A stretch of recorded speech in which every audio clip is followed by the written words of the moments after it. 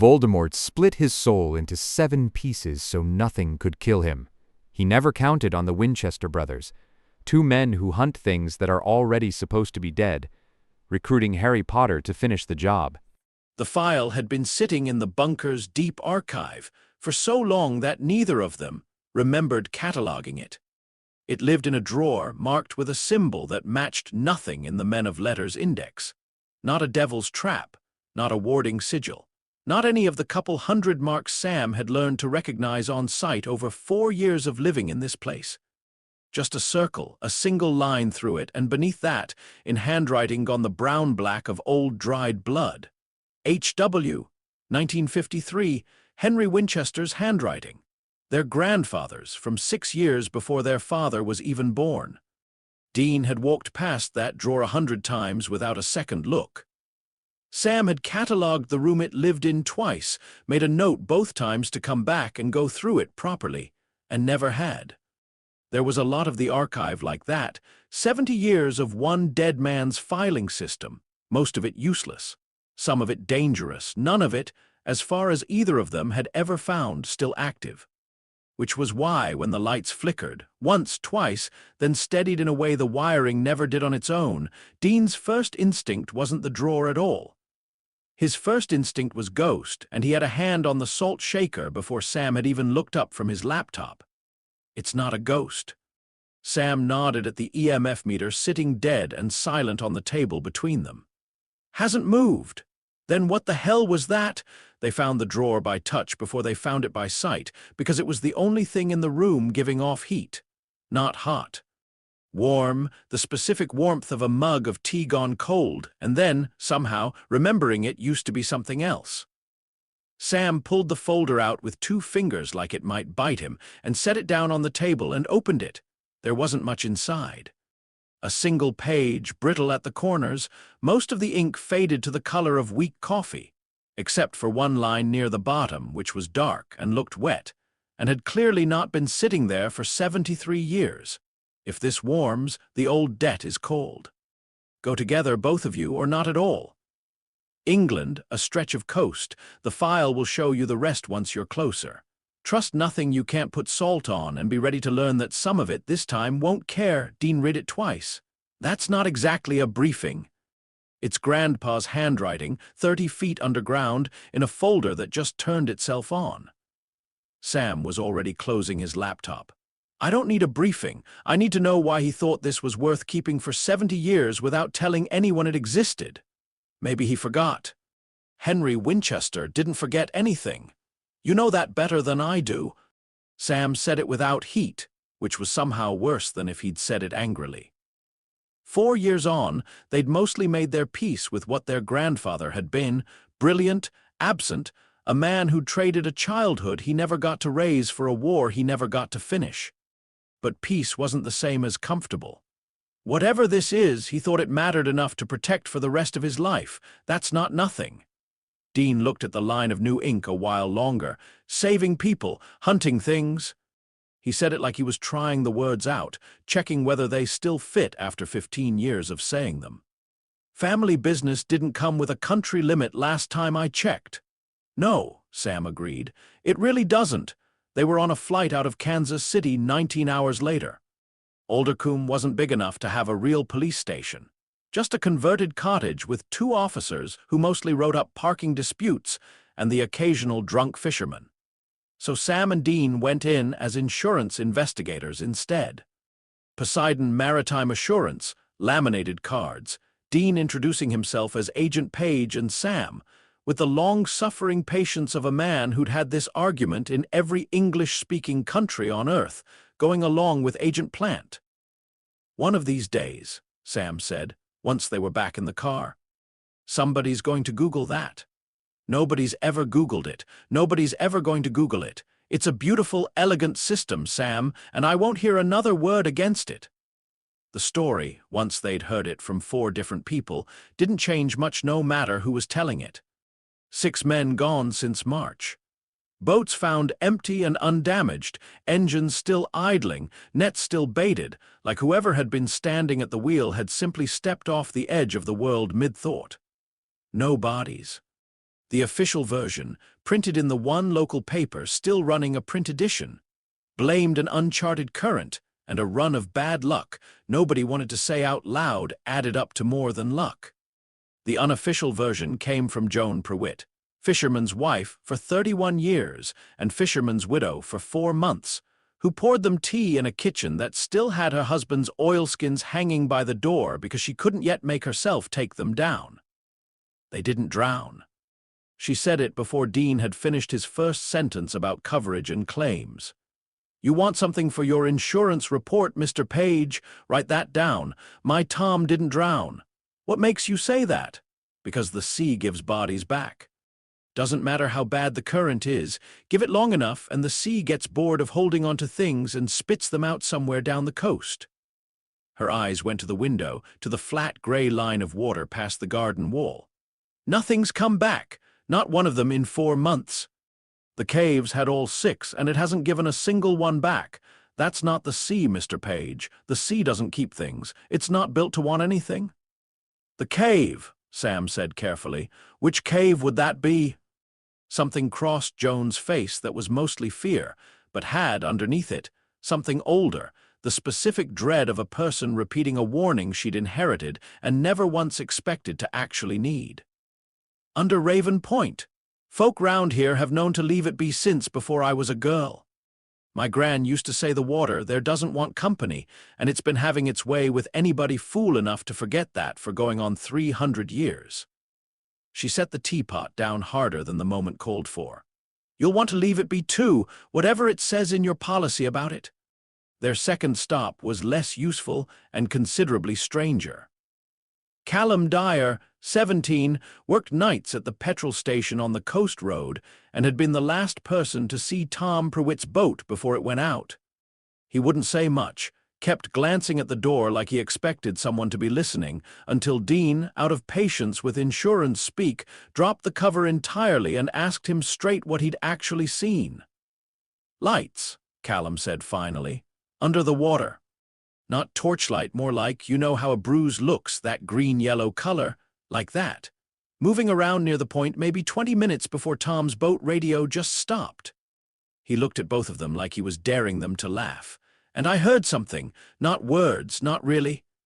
More like somebody dropping something heavy on wet stone, over and over, real slow, like a heartbeat. I didn't tell the police that bit, didn't tell them the lights either. They already think everyone round here's cracked from the cold. We don't think you're cracked," Sam said, and meant it, and something in the boy's shoulders came down half an inch at being believed. By the time they left Aldercombe, they had a location, a body count, and absolutely no idea what kind of thing left no EMF signature. 8 men whole without giving anything back to the tide and lit the water green from underneath.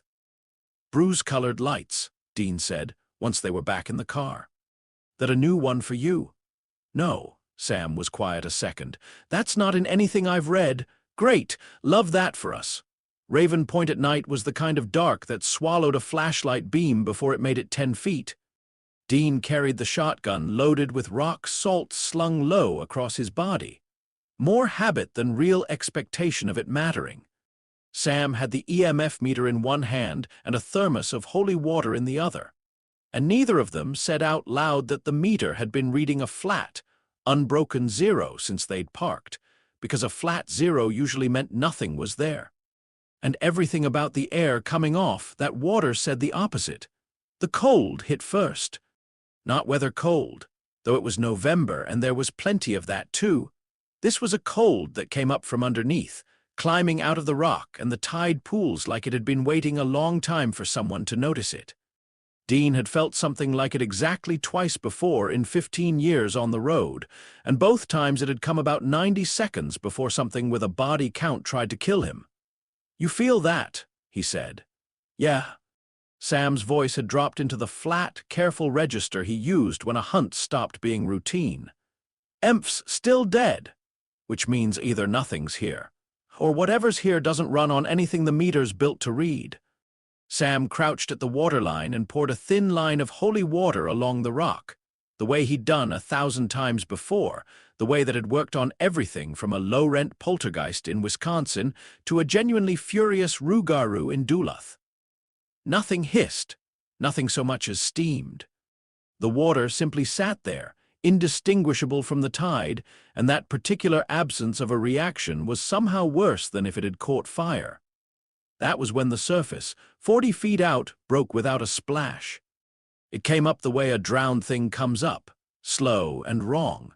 Gravity working on it like it had forgotten which direction it was supposed to answer to, and it kept coming, wading in through water that should have been well over its head. And Dean had about half a second to register that used to be a person before the half second stopped being useful information and started being a problem standing 12 feet away.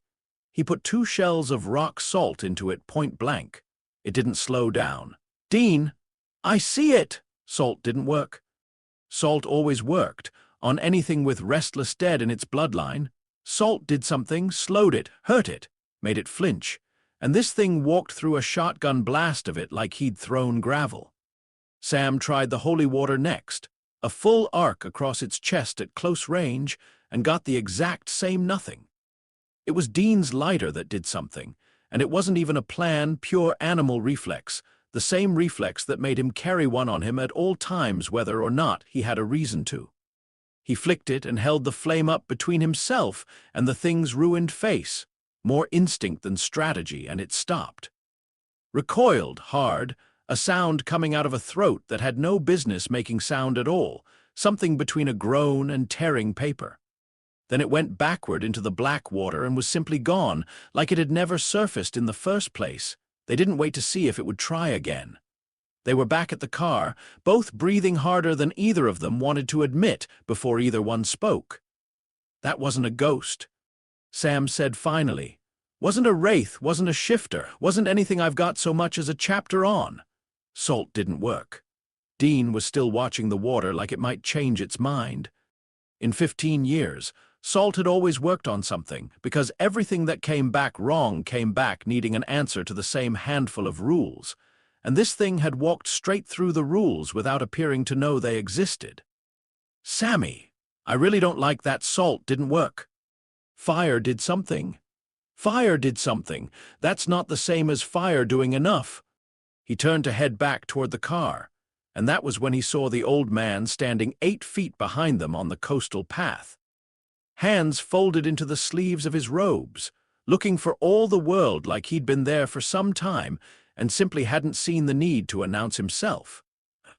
The shotgun was up and level before Dean had finished turning. The old man didn't flinch. "Fire, Mr. Winchester," he said, in a voice carrying an accent Dean couldn't immediately place, and an amusement that seemed entirely genuine for a man with a gun pointed at his chest. "Not salt." I did wonder whether Henry's notes had specified that particular detail, or whether the two of you would be left to discover it the hard way on a beach at midnight. I'm sorry to say it appears to have been the latter. "Who the hell are you, Albus Dumbledore?" He said the name the way a man says something he's used to being recognized for, and then, visibly registering that it wasn't, softened into something more patient. "I sent the letter, or rather, I renewed an arrangement your grandfather and I made a very long time ago, under circumstances I promised to explain, though perhaps not while standing quite this close to the water."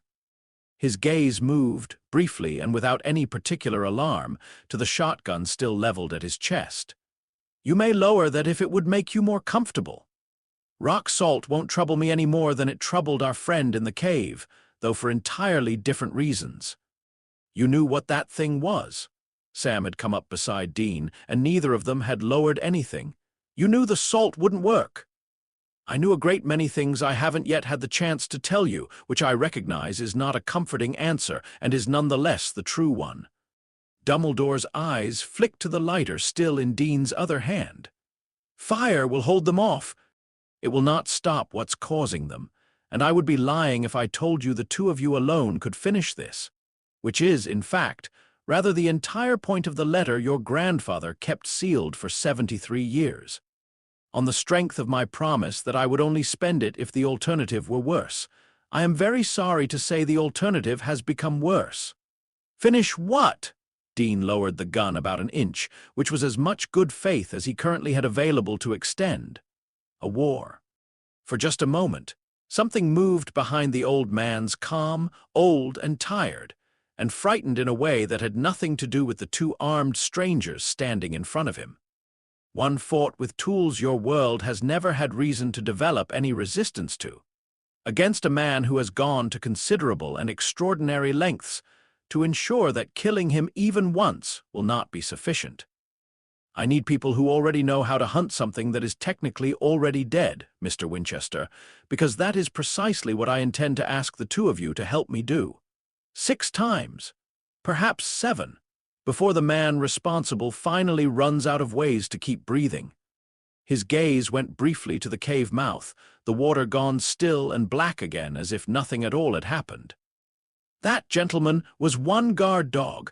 I promise you the thing it was guarding is considerably worse. Neither of them said anything for a moment. The wind off the water had teeth in it. You've got about 10 seconds, Dean said, before I start walking back to the car. Then I'll be brief. Tomorrow evening I'll bring someone who deserves to hear this as much as the two of you do, arguably rather more, and I will tell all 3 of you everything.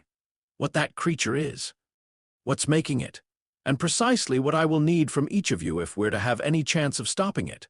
Tonight, I ask only that you not leave England before you've heard it.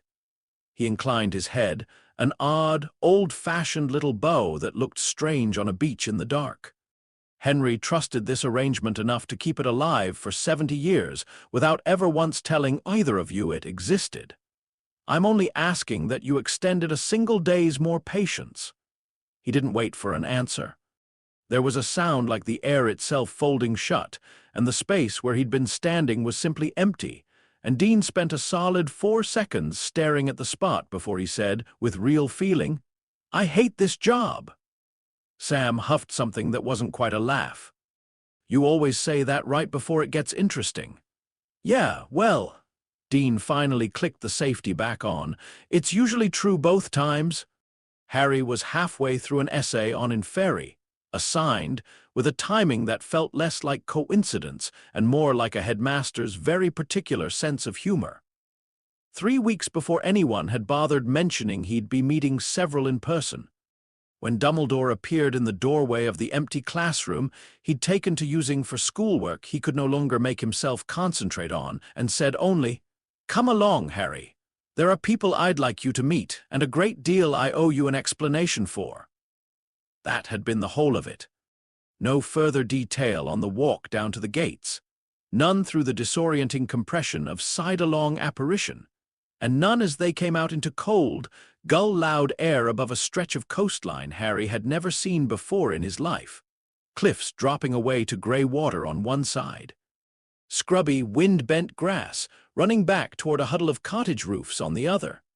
2 men were waiting near the cliff edge, and Harry clocked them the way he'd learned to clock strangers over a year of the ministry calling him a liar, and the newspapers calling him worse, quickly, for weapons, for wands, for the particular stillness of someone deciding in real time whether you were a threat worth taking seriously.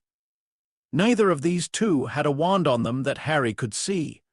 The taller one had a look Harry associated with the better sort of aura, watchful, patient, like he was 3 moves into a plan he hadn't announced yet. The shorter one, broader through the shoulders, was looking at Harry with an expression that wasn't hostile so much as thoroughly, almost insultingly unimpressed.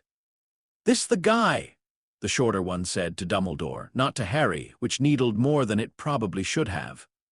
"This is who the whole war's supposedly riding on, Harry Potter." Dumbledore said it with the particular gentleness he used when he was about to make Harry's life meaningfully more complicated. "Sam and Dean Winchester. I've brought them here because they hunt things your world has never bothered giving a name to, and because what's coming is going to require exactly that kind of hunting." "Hunt things," Harry repeated. "Like monsters, among other things." That was the taller one, Sam, and his voice carried none of his brother's edge, just a level, measuring calm. "Vampires. Ghosts. Whatever that was in the water down there, apparently, which your headmaster's already told us isn't going to be the worst thing we run into before this is finished.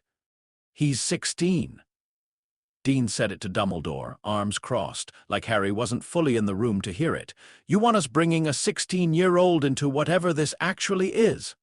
I have brought him into considerably worse without asking anyone's permission, my own included, Dumbledore said, and something in the weight of it made Harry go very still.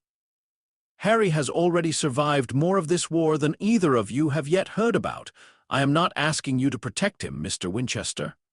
I am asking the three of you to accomplish together what none of you could manage separately. Harry felt his face heat. He was well used to being discussed like a weapon, a legend, a name attached to a prophecy he'd never asked for, considerably less used to being discussed like a liability two total strangers weren't yet sure they wanted on the job. Strangely, it was easier to sit with than the other thing. Neither of these two seemed frightened of him, or in awe of him, or waiting with poorly hidden hope for him to either save them or spectacularly fail to. There was something close to restful in the flatness of Dean's stare, like being looked at as a person for the first time in over a year instead of a headline. I can do magic, Harry said, and heard, even as it left his mouth, how thin it sounded out here in the wind. Sure. Dean didn't look remotely convinced. So can he. A nod at Dumbledore. And whatever's down in that cave took a shotgun blast of rock salt to the chest tonight and kept coming like it was nothing, which in my experience means the magic word here isn't wand, it's preparation. And preparation's something we've been doing since before you were born. So how about this? You tell me one thing you know how to kill that doesn't have a pulse to begin with, and I'll be a whole lot more interested in what that stick of yours can do. Harry opened his mouth and found, with real discomfort, that he didn't have an answer ready. He'd killed a basilisk with a sword he hadn't gone looking for.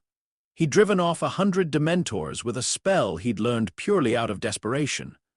He'd walked out of a graveyard full of Death Eaters alive on considerably more luck than skill. He had never, not once in his life, gone looking for a fight already knowing exactly how it needed to end. That's what I thought. Dean said it without any real cruelty, which somehow made it land harder than cruelty would have. Relax, kid, that's basically the whole reason we're here. Saving people, Sam said, quiet, almost to himself, like it was something he'd said so many times it had worn a groove. Hunting things. That's the job, no prophecies, no chosen anybody. Somebody's in trouble, something needs killing, we go handle it. Then we do it again the next week, because there's always a next week. He looked at Harry then, properly, for the first time, not the measuring look from a minute ago, but something closer to recognition. One person clocking a very specific kind of tiredness in another. Better to find out you're out of your depth in a conversation than out on the water. That's not us calling you useless. That's us telling you there's a version of this where you get to actually learn something before it costs you. Something in the way he said it made Harry want to ask what exactly Sam knew about being handed a fight he hadn't chosen. He didn't ask. Something told him it wasn't the night for it, and something else, a smaller, quieter instinct he couldn't yet name, told him there'd be another night later when it would be. Tomorrow, Dumbledore said before the moment could stretch any further, I'll explain everything. What's in that cave? What's making it? What the four of us are going to be doing about it, most likely for the better part of a year. Tonight, I only wanted the three of you to have properly met, so that tomorrow's conversation doesn't also have to do the work of an introduction. His gaze drifted, briefly, toward the darkening water below the cliffs, and for just a moment in the failing light, Harry caught sight of something he hadn't noticed before, half hidden by the old man's sleeve. The skin of his right hand, blackened and cracked like burnt wood, wrong in a way that made Harry's stomach drop before his brain had finished processing what he was actually looking at. Dean saw it in the same instant. Whatever else the man was, he'd plainly spent a career learning to notice exactly that kind of wrongness on a body, and he didn't bother softening the question. What happened to your hand? Dumbledore didn't cover it, though Harry had the distinct sense he wanted to. For just a second, the twinkle Harry had known for 5 years went somewhere else entirely, somewhere old and tired and running short on time. An old mistake, he said, made in service of exactly the kind of preparation Mr. Winchester was just praising a moment ago. Tomorrow, I promise you the whole of it. Something almost like a smile found its way back onto his face. Tonight, I find I'd simply like the three of you to go to sleep not entirely certain what you've agreed to. It seems only fair, given how little sleep any of us are likely to get once you do.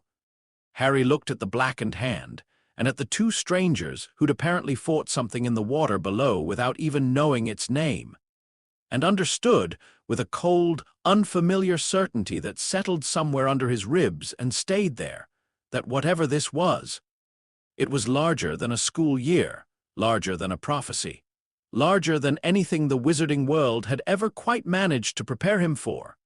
He was, he realized, looking forward to tomorrow and dreading it in almost exactly equal measure. Dumbledore collected them from the same stretch of coast the following evening, and the trip that followed was, by unanimous and immediate agreement, the worst 30 seconds of either Winchester's life. Dean spent the first full minute after landing bent double with his hands on his knees, informing anyone in earshot that if this was a regular part of the job, he'd take his chances with the water instead. They'd landed on a stretch of grass that fell away on one side into a black loch, and rose on the other into a castle that had no business existing outside of a movie. Turrets. Actual turrets, dozens of them, lit gold in 100 windows, the whole structure sitting on the hillside like it had grown there instead of being built. "You've got to be kidding me," Dean said, straightening up. "I did tell you it was a school," Dumbledore said, mild. "You said school. You didn't say castle." The walk up through the grounds and into the building did nothing to improve his mood, mostly because every third portrait they passed had something to say about it, and none of what they said was subtle. Somewhere around the fourth flight of moving stairs, Sam gave up trying to track their route and simply followed his brother, who had apparently decided the correct response to an entire castle full of talking paintings was to ignore all of them with tremendous, deliberate focus. Harry, walking a half-step behind both of them, found he didn't mind the quiet that came with two people who weren't asking him anything. It had been a long time since anyone had simply let him walk somewhere without a question attached to it. Dumbledore's office, when they reached it, was exactly as strange as the rest of the castle, and somehow stranger for being smaller. A circular room crowded with silver instruments that whirred and clicked at their own private business. Shelves of books whose titles rearranged themselves if you looked at them too long, and a golden-red bird on a perch near the window that lifted its head, regarded the three newcomers with something uncomfortably close to actual judgment, and let out one low note that seemed to settle directly into Harry's chest and loosen something there he hadn't realized was tight. "Fawkes," Dumbledore said, by way of introduction, settling behind a desk that looked considerably older than the country it sat in. "He tends to have opinions about who comes through that door. I take it as a good sign that he hasn't yet set anything on fire." "Yet," Dean repeated. "Do sit down, gentlemen. What I have to tell you will take some time, and very little of it will be pleasant." He didn't waste time working up to it. 75 years ago, give or take, a young man discovered that it was possible to tear a piece of one's own soul away from the whole, through the act of murder, and bind that fragment to an object, a container that would hold it outside the body, so that even if the body itself were destroyed, that single fragment would keep the rest of him tethered to the world.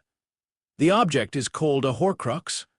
The young man who discovered how to make one, and then made rather more of them than anyone before him had ever dared attempt, is the same man your world would call the devil, if your world believed in one devil instead of a great many smaller ones. Dumbledore's eyes went distant for a moment. "I taught him when he was younger than Harry is now. I have had a great many years to regret how much of what he became I watched happen and did nothing to stop."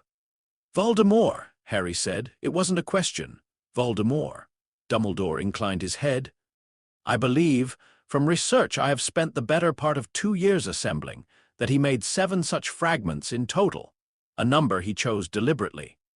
for reasons that made a twisted kind of sense to a boy who believed magical numbers meant more than the ordinary kind of safety. One of them, I am confident, no longer exists. Harry destroyed it himself 4 years ago without either of us understanding at the time what it was. Harry's stomach dropped somewhere below the floor. The diary! The diary! That thing tried to kill me. It had Ginny. I stabbed it with a... He stopped and looked at his own hands like they belonged to someone else. I killed a piece of him. I've already killed a piece of him, and nobody told me that's what it was. Nobody knew, Harry. That is not a comfort I offer lightly. Dumbledore's voice had gone very gentle. I did not know myself, not with certainty, until considerably after the fact. You did the single hardest part of this entire task already, at 12 years old, with no idea what you were doing or why it mattered, because you were trying to save your friend's sister and asked no other question about it. He rose, crossed to a shallow stone basin sitting among the silver instruments, and drew his wand to his temple, pulling free a thin silver thread that he deposited into the basin with the practiced care of a man who'd done this more times than he could count. I want to show you something first, because I think it will matter to how you understand the rest of it. He gestured them closer. Look into the basin, all three of you, and lean in. The world tipped sideways. They surfaced somewhere else entirely. A bare, joyless room with peeling walls, and a boy of perhaps 11 sitting on the edge of a narrow bed, dark-haired, sharp-featured, watching a much younger Dumbledore with an expression that had no business existing on a child's face. There was no fear in it. There was calculation, and something colder underneath the calculation. And when the boy asked, with perfect, unhurried composure, whether it was true he could make people hurt without touching them, whether it was true he'd never have to be ordinary, whether it was true he'd never have to die the way everyone else in that building eventually would, Dean felt something crawl up the back of his neck that 15 years of hunting monsters had never quite managed. That's a kid, he said, once they'd surfaced, blinking, back in the office. That's not a monster. That's a kid, he was once. Dumbledore drew the memory back into his temple with a small, tired motion. I have shown you that because I want you to understand this is not a monster in the sense your world uses the word. He was not born wrong. He decided, quite deliberately and very young, that dying was the one indignity he refused to accept, and he has spent every year since arranging the world so it never has to happen to him. 7 fragments of himself, hidden where he judged no one would think to look or dare to reach. That is not madness, gentlemen. That is a plan executed with real intelligence by someone who has had decades to refine it. I would ask you not to underestimate him on the strength of that memory. If anything, it should tell you the opposite. And the hand, Sam said. It wasn't really a question either. Dumbledore looked down at it like he'd nearly managed to forget it was there. The second fragment. A ring, this one, his mother's family ring, of all the ironies, worn once by a man who spent his whole life despising the family it came from. I found it myself, over the summer, in a house abandoned for 50 years, and warded with considerably more care than the house itself deserved. Destroying what lived inside it was, as it happens, the easy part. He flexed the blackened fingers slightly, and something in his face suggested the motion cost more than he let on. The ring was cursed separately from whatever the ring was hiding, a trap, meant for exactly the kind of person foolish enough to go looking for it. I was not quite careful enough.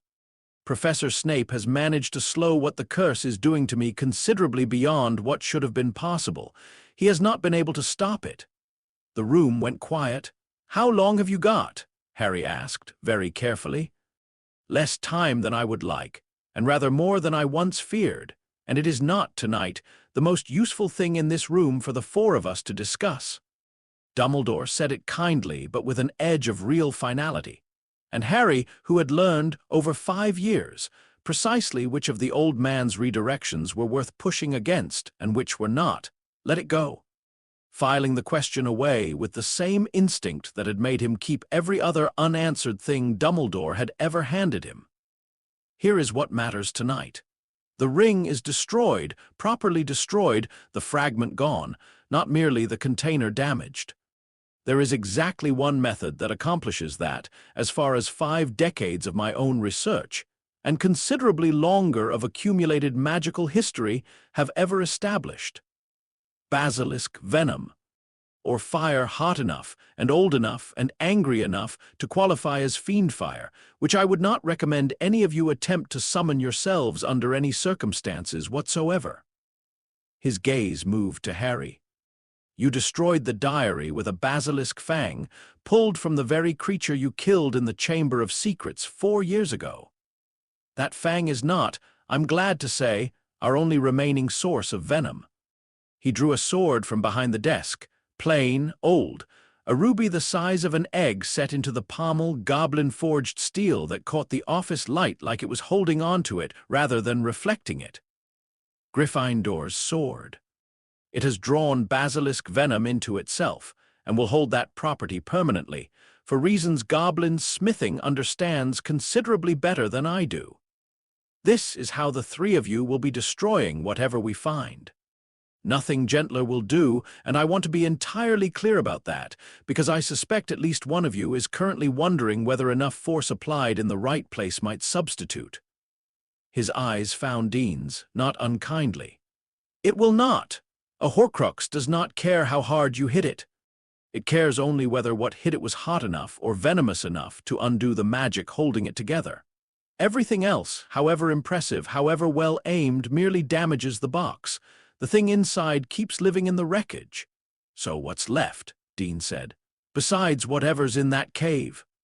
A locket, which I have very good reason to believe is exactly what's waiting for us at Raven Point, Salazar Slytherins.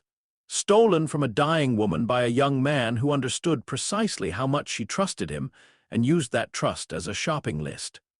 Dumbledore's voice had gone flat in a way that suggested real, banked anger under the careful diction. A cup belonging to Helga Hufflepuff, taken the same afternoon, hidden somewhere he judged unreachable by anyone but himself. A third object I have not yet identified with certainty, though I have narrowed my suspicion to something belonging to Rowena Ravenclaw, which would complete a rather grim pattern. One relic from every founder of this school but Gryffindor, whose sword he apparently did not think to steal. Or thought beneath him, he paused, and Nagini, his serpent, which I would ask all 3 of you to take considerably more seriously than the word snake generally invites. That's 5. Sam had pulled a battered notebook from inside his jacket, not the sealed file that had brought them here, but something that had clearly traveled with him a long time, its cover soft with handling, and was already writing fast, in a hand Harry couldn't read upside down. Diary, ring, locket, cup, the Ravenclaw piece. 5 plus the man himself. That's 6. You said 7. I did. Something in Dumbledore's expression, just for a moment, went somewhere none of them could follow. Not evasive exactly, but careful, in the specific way people are careful around a wound they haven't finished examining themselves. The mathematics of the 7th troubles me more than I am prepared to discuss tonight. I will tell you when I am certain, rather than alarm you with a guess that may yet prove wrong. Nobody pushed. Something in the way he'd said it made pushing feel like the wrong kind of cruelty. Sam kept writing. We've got a word for this, actually. Not this exactly, but the shape of it. There's a case file back home, older than either of us, some warlord in the Caucasus, a man of letters tracked for a decade in the 50s because he wouldn't stay dead no matter how many times they killed him. Took years to work out he'd hidden pieces of himself in half a dozen household objects. Nobody used your word for it. Called it an anchor, something a soul's tied itself to so it doesn't have to let go of the body properly. He looked up. Always figured that file was exaggerated. Superstition dressed up as research. Guess not. Guess not, Dean echoed, and for the first time all evening, something in his voice had gone honestly rattled rather than just annoyed. Dumbledore was watching the notebook with an interest that looked almost hungry. May I ask what you intend to do with that? Write down what we know, cross it off when it's dead. Sam closed the notebook but didn't put it away. It's not much of a system, it's the only one that's ever worked. Dumbledore was midway through explaining what he intended for the cave, the particulars of the potion guarding the locket, the number of inferi they should expect.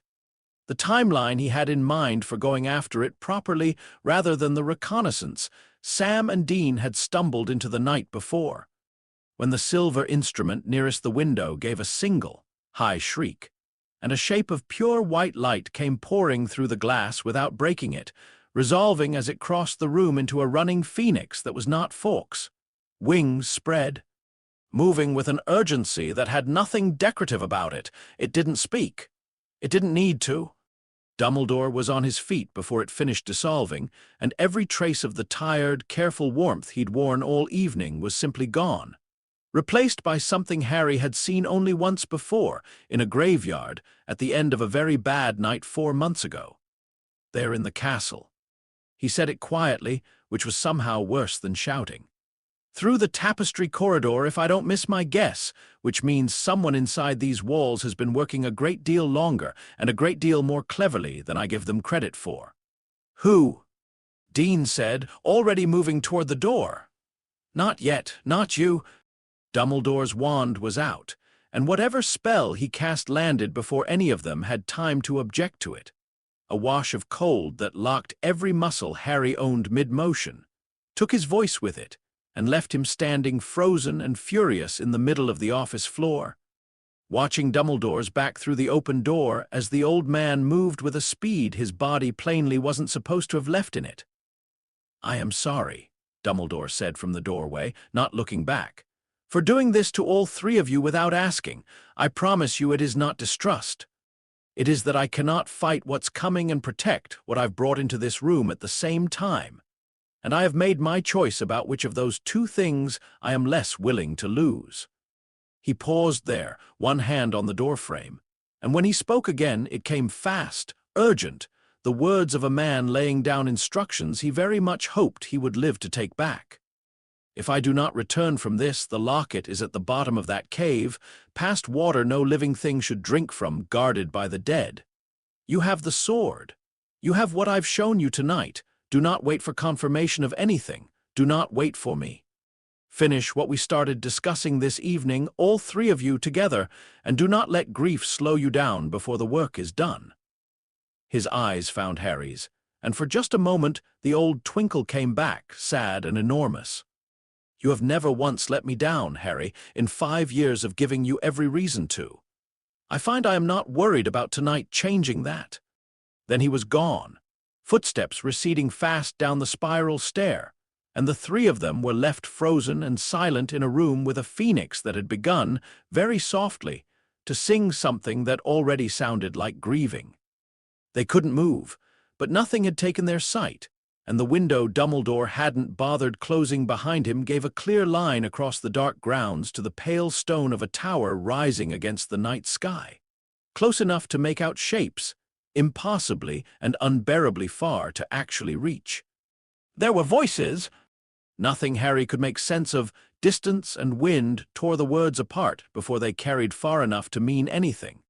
Just the shape of a conversation happening between figures too small and too far to identify, one of them unmistakably Dumbledore, silhouetted against the tower's edge.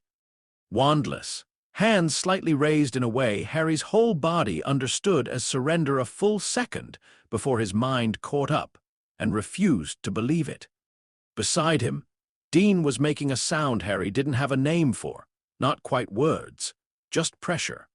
A man fighting a spell with everything he had and losing, because whatever Dumbledore had used on the three of them held like iron no matter how hard any of them strained against it. Then there was green. It came and went in less than a second, a flash bright enough to whiten the whole side of the tower for the length of a single heartbeat, gone before Harry's mind had finished forming the word for what color it was, and in the space after it, the silhouette that had been standing at the tower's edge simply wasn't there anymore. There was a long, terrible pause, the kind that exists only in the half-second before a body finishes falling, and then there wasn't a pause at all. Just distance and dark and the sick certainty, arriving all at once in 3 separate chests, of exactly what they had just watched happen from a window none of them could get away from. Fawkes screamed, one enormous note that didn't sound like song anymore, that Harry felt in his back teeth, and whatever had been holding the three of them in place broke all at once, like a rope giving out. Dean was through the door before Harry had finished catching his balance. Sam was half a step behind him, and Harry, legs working again, chest working again, everything in him screaming to move even though some cold, clear part of his mind already knew with total certainty that there was nothing left at the bottom of that tower fast enough running could fix, went after both of them into the dark. By the time they reached the base of the tower, there were already other people there. A knot of students and staff spilling out into the night, someone repeating Snape's name over and over, like saying it enough times might undo what it meant. Professor McGonagall arriving at a dead run with an expression Harry would spend a long time afterward trying not to remember. He didn't get close. Dean's arm came across his chest before he could, hard enough to stop him, not unkind, and Harry hated it anyway. Hated everything about the next several minutes, standing at the edge of a crowd he couldn't push through, unable to do a single thing except exactly what Dumbledore had asked of all three of them in the last full sentence he'd ever said to any of them. Do not let grief slow you down before the work is done. Nobody spoke on the walk back up to the office. Fawkes had gone silent, perched motionless on his rod, and it was Sam, who Harry was already starting to understand ran toward the practical the way other people ran toward comfort, who broke the quiet, sitting down heavily in the chair Dumbledore had occupied less than an hour before, pulling the battered notebook back out of his jacket with hands that weren't quite steady. He wrote for a while before he spoke. When he finally did, his voice came out rougher than it had been all evening. Diary, he said. Destroyed 4 years back, unknown at the time. He turned the page.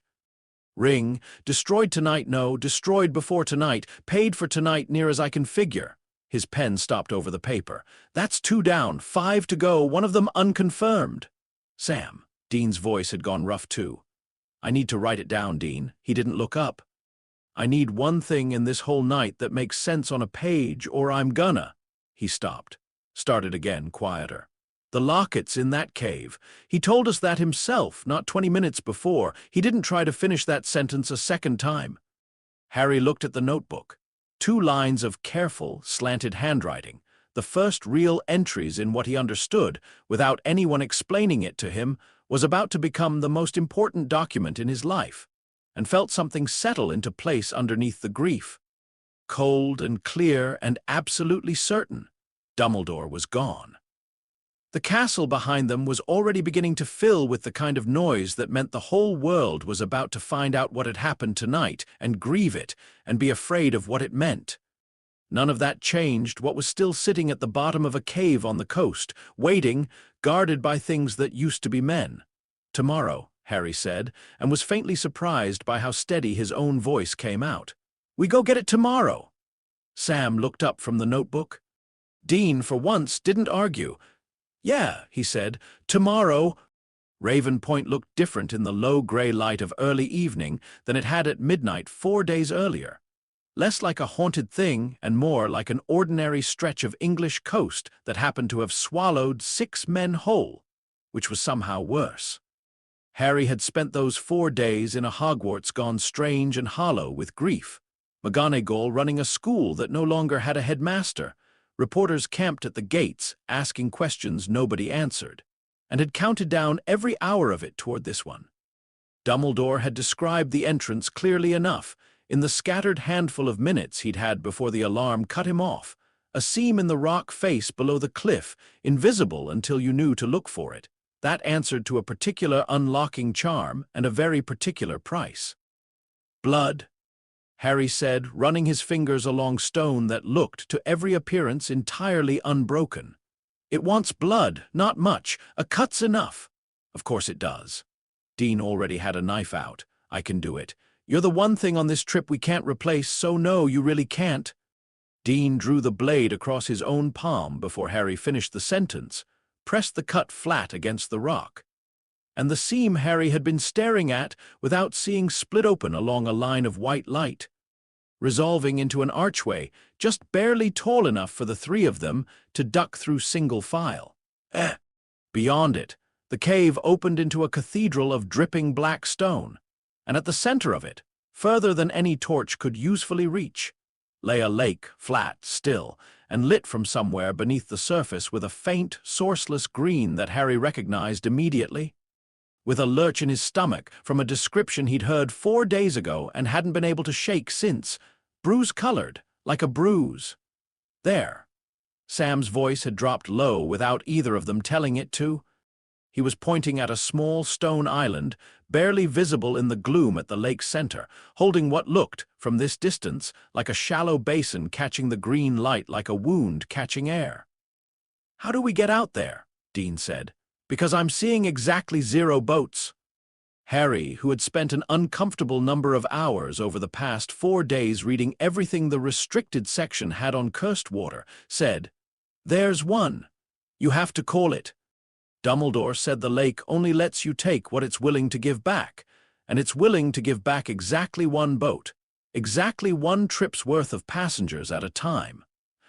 He found the chain half buried in silt at the water's edge more by feel than sight, and when he pulled, something small and pale rose out of the black water without a ripple.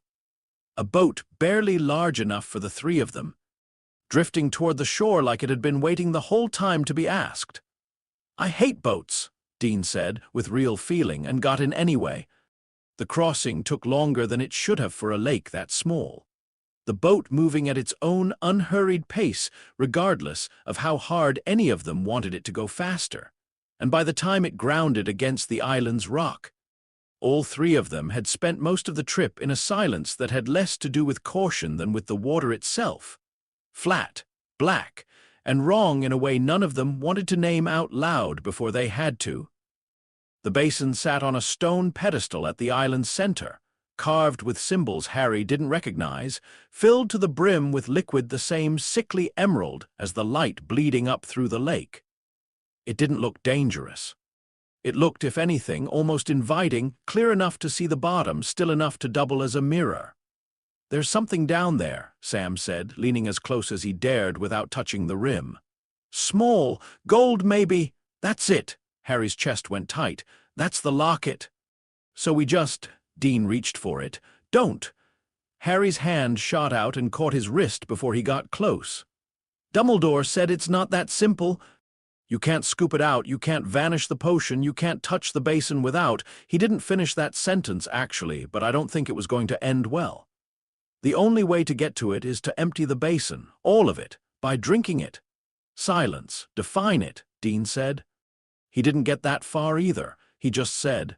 Harry hesitated, hating how the next part sounded even before he said it out loud. "He said it wasn't a poison exactly. It shows you things. Makes you weak, makes you thirsty, and the only way through is to keep drinking even when everything in you is screaming to stop, because it wants you to stop. It's built to make you stop." He looked between the 2 of them and felt, for the first time all evening, genuinely afraid of what came next rather than just braced for it. He was going to be the one to do it. "I don't actually know what happens if it's one of us instead." "I do," Dean said. Both of them looked at him. "I've had worse things than a magic bathtub try to talk me into quitting." He was already crouching by the basin, finding a flat rock to sit on like he was settling in for a long night at a bar rather than whatever this actually was. 15 years of practice not listening to things that want me to stop. Sam doesn't need to see that again, and Harry, he glanced up, and for a second the gruffness dropped entirely. "Kid, you've buried enough people this year. You don't need to add whatever's about to come out of my head to the pile. Dean." Sam's voice had an edge Harry hadn't heard from him yet. "We don't know what this does to a person. Then somebody better stay close enough to notice when it starts doing it." Dean was already reaching for the ladle chained to the basin's rim. "And that's you, Sammy, same as it's always been. You're gonna hate every second of the next 20 minutes. I need you to do it anyway." The first ladleful went down easy enough. Dean grimaced, said something about it tasting like a swamp had opinions, and reached for the chain to draw up a second by the 5th. His hands had started shaking. By the 8th, he'd stopped making jokes. "Dean." Sam had moved to kneel beside him, one hand braced against his brother's shoulder, watching his face with the particular focus of a man cataloging every change so he'd know exactly when something needed to be done about it. "Talk to me!" "Am fine." It came out slurred, unconvincing, Dean's eyes gone glassy and fixed on something that wasn't the cave at all. "Just gotta keep, Sammy, there's people." His hand, reaching for the 9th ladleful, had started to shake badly enough that Sam had to steady it. "I can't find you. Every time I turn around you're not there, and I know you're right here, I know that, but I can't. I'm right here." Sam's voice had gone very steady, very deliberate, the voice Harry recognized without knowing why as the one you used when someone needed an anchor more than they needed comfort. "I'm not going anywhere. Drink the next one." Dean drank the next one. His whole body flinched like it had cost him something. By the 12th, he was crying, silently, without seeming to notice he was doing it, muttering names Harry didn't recognize, a woman's name over and over, then his father's. And then, once, in a voice gone very young and very small, something that might have been, "I couldn't get you out, I tried." "I'm sorry," and Harry, standing a few feet back with his wand out and nothing useful to do with it, understood with a cold, unwelcome certainty that whatever this potion showed you, it wasn't inventing anything. It was only reminding you what you already carried. 14, Sam said, voice cracking for the first time. "Dean, I think that's the last of it. I can see the bottom. You're almost through. Don't wanna." It came out with a child's flat, exhausted honesty. "Sammy, please, I don't want to do the next one. Please don't make me." Every part of Harry wanted to tell Sam to stop. He watched Sam's face do something terrible and controlled instead, watched him fill the ladle one more time with hands that were shaking now too, and hold it to his brother's mouth, and say, in a voice that broke clean in half on the last word, "One more, I've got you. One more and it's done." Dean drank it. The basin was empty. For a moment nothing happened at all. Dean slumped sideways against Sam's shoulder, breathing hard, eyes closed, the locket sitting exposed and gleaming at the bottom of the stone bowl. And then Dean's eyes opened and focused and found Sam's face, and the flat, glassy terror in them cleared all at once, replaced by something raw and awake and entirely his own. "Hey." His voice was wrecked, but it was his. "Told you I've had worse." "Yeah." Sam didn't let go of him. "You really didn't need to prove it." Harry lifted the locket free while Dean caught his breath, and it was heavier than it looked, cold in a way that had nothing to do with the cave, and he pocketed it fast, like touching it a second longer than necessary might invite something he didn't want to name. "Water," Dean said, hoarse. Sorry, I know we've got to move, but I need actual water. I feel like I swallowed a desert." Harry didn't think twice about it. He pointed his wand at the Black Lake and murmured the first useful charm that came to mind, and a thin stream of ordinary water arced out of the tip toward Dean's cupped hands, and the surface of the lake, everywhere the spell's edge had brushed it, began, very quietly, to move. Harry. Sam was on his feet. "What did you just—" The water around the little island had gone from flat to churning in the space of a breath, and pale shapes were rising out of it on every side, dozens of them, then more than dozens, waterlogged and wrong and moving with the same gravity-forgetting wrongness Sam and Dean had seen exactly one of 4 nights ago, except now there were so many the lake itself seemed to be climbing out of its own bed. "That's Harry. What did your book say these things eat?" Dean was on his feet too, unsteady, reaching for Sam's shoulder to stay upright. "Anything that touches the water." Harry's voice had gone thin. "I just touched the water." "Ring," Sam said, already moving, voice gone hard and fast in the register Harry was starting to recognize as hunt mode. "Harry, can you make fire, not aimed, not thrown, just fire all around us like a wall?" "I think so." "Then do that. Don't try to hit them, don't try to be precise, just put a ring of it between us and the water on every side and keep it lit no matter what." "Dean, can you stand?" "I can stand." Dean was already reaching for the knife at his belt, plainly aware it would do nothing against what was climbing out of the lake, and reaching for it anyway, because standing there with empty hands wasn't a thing his body appeared to know how to do. Harry's first attempt at the spell came out too small. a stuttering ring of flame barely knee-high that guttered in the wind coming off the water, and the nearest Inferius walked through the gap in it like the fire wasn't there at all. "Bigger," Sam said, already stepping into the gap himself, physically blocking the thing's path with nothing but his own body and a length of driftwood he'd grabbed off the rock, driving the point of it into the creature's chest hard enough to stagger it backward a full step. "Stop thinking about aim.